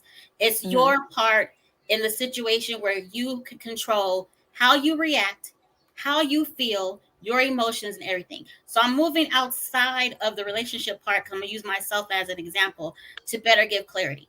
So I've spoken on here before about how I've had, sexual abuse in my lifetime as a child. When I got older, I held on to all of that for a very long time to where I was not functional. My life was not functional. I was just pretty much sleepwalking through life. Okay. Their lives move on.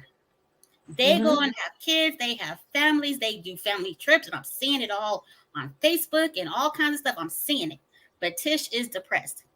So I had to take accountability for me, not meaning I'm giving them a pass for what they've done to me. And that how they are, you know, it took me a bit to forgive. It was by the grace of God that I was able to give forgiveness, because I still hold it. But I had to take accountability for myself. And my role was, I'm allowing myself to continue to move through life sleepwalking. I have control over that. So I had to take accountability and do whatever I needed to do to fix me. Because whoever did those things to me is not worried about how I'm mentally feeling, how I'm physically feeling, how my finances are, any of that stuff. Bring it back to relationships. A lot of people, both ends, gender, I'm not specifying any, you know, making a specific gender. When you don't take accountability for your portion. Now that person could have drug you out, because I've been in, you know, physical relationships. He could have drug you out, beat you to whatever the case may be. But after that's over, if we keep pointing the finger that he did this to me and he did that to me, which is true, or she did this to me and she did that to me, which is true. But how is that still? We have to find a way to come to a point where it's no longer like this, and this is why I am the way I am. It might be a portion, of course, because you're human. You're going to feel the emotions. You're going to deal with it. But the rest of your life should not be, he did this, she did this. Because where are you going? Personally, where are you going? Their lives move on, and we are stuck. And we are responsible for where we are at that point. And I'm not I even agree. saying I agree with you. That's exactly what I was saying. But that's what I said. But it doesn't mean the person is not. It doesn't mean the person didn't do what they did. You're not going to go back to your ex who beat you up because now you're taking accountability and now he didn't do that. No, he did that. He is still a piece of shit. He still is a sexual assault, you know, predator. He's still that. And that, because you say that, hey, I was abused by this guy, I'm not going to jump on you and say, oh my God, take accountability. No, he still did that. He still did that. But the uncle still did that, auntie still did that, teacher still did that. No, I get so that. I agree. That's exactly what I said earlier. He has to take accountability for what he did to that person. He might not care. I'm taking accountability because this is what he did. That's not your accountability to take. But I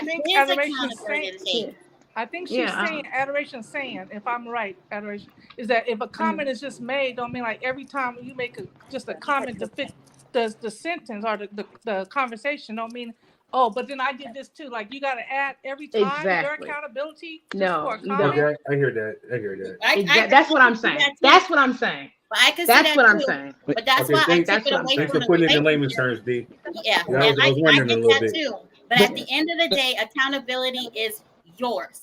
Whatever they did to you, that's not your accountability. That's not your accountability. No. Exactly. If you pick that accountability up, guess what? Your life is gonna be a struggle some more to try to fix you. Hey Melvin, I'm gonna let you get on real quick. So Angie says, hold on to the trauma because it's going to make your life miserable. Now you interact with the people around you. I agree. Go ahead. I lived it. Go ahead, Melvin, real quick, because we're getting ready to do something. What I said earlier is exactly that. I said, you have no control over what happens. You have control over how you react. That is accountability. That is what I said. I said that about the barbershop incident.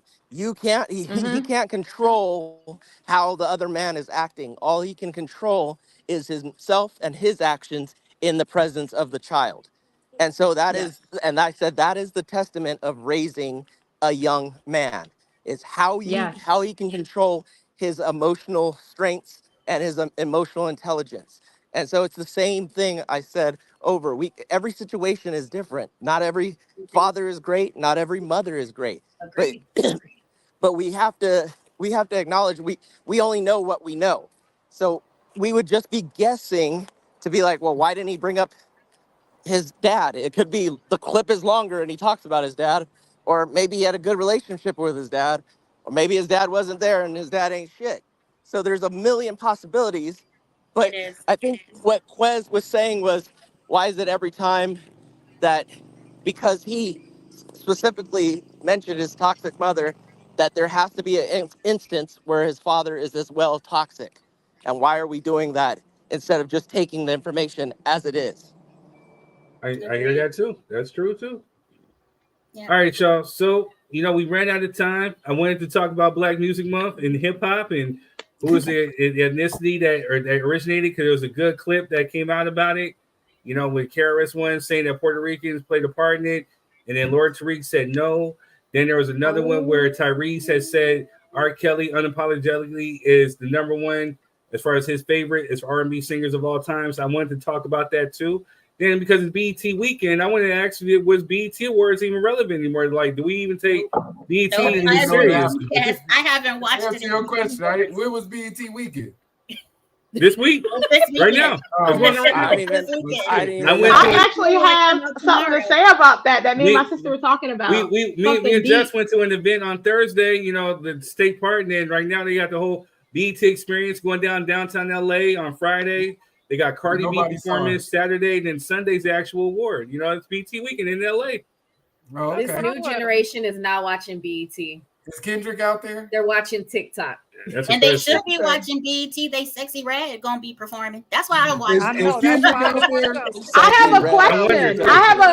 I have a quick question. With Tyla not identifying as Black, do y'all think it's right that she is a nominee at the BET Awards?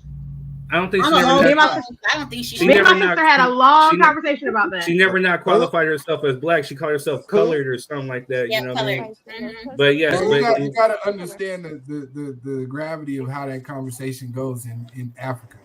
You know what I'm saying? Exactly. Yeah, I understand. I do understand. It's a different conversation. So Adoration, email or inbox that, because we'll talk about that. You know what I'm saying? We'll talk about that. And we'll extend it to next week where we talk about Black music and what it means, because I agree with Tyrese. I think R. Kelly is number one R&B singer of all time. I don't. Tyrese right, and I don't normally agree. I normally don't agree with Lil Jody, but he put out more hits for everybody than himself, and R. Kelly's hard. I believe wasn't there a rumor that? As long as she's legal.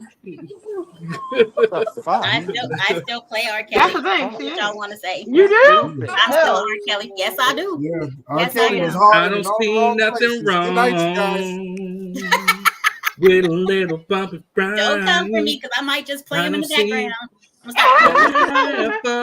Tyrese? I might post one song. All I need is somebody next to me. And the crazy thing is, they want to shadow ban Chris Brown, but they don't want to put away this R. Kelly guy. No, that's a whole. You know what, Janelle? Separate the man from the music. Drop the mic. Drop the mic. R. Kelly, the king of R&B. There wouldn't be R&B without the R. Coming in final minutes. Y'all still listening to Drake, boys, you can listen to some R. Kelly. I don't want to hear it. You said what? Still playing. What you say, if they out there still listening to Drake, y'all can listen to R. Kelly too. I don't want to hear it. Y'all making up all kind of excuses. But Drake didn't do no R. Kelly shit. Drake didn't do no R. Kelly shit. We don't know yet. We might still need to invest. Yeah, right. Okay. You're right. We don't know. We don't know. Calm down. But anyway, with all the Diddy coming up, did he do it or did he not? I don't know. With that being said, we will come back. We will be back here next Friday. Make sure you guys tune in. It's been a good one. We had a good, nice conversation. We're going to continue the Black Music Month. As a matter of fact, by the time we come back next week, it's 4th of July weekend. You know what I'm saying? Not all of us were free around this time, so that's why we celebrate Juneteenth on this show here. But much love to everybody who came through. Shout out to Steven. Shout out to everybody in the comments. Make sure you guys come back next Friday, 6 o'clock. We'll be back here to drop more of your 3 cents. I'm Third Degree. It's Quez. It's Tish. It's Jess. Mel. We got Adoration in Thailand. Bang Chang Chang. We got D. You don't get Temptations. Temptations are all on the same platform together. And we out. Don't do Adoration like that, bro.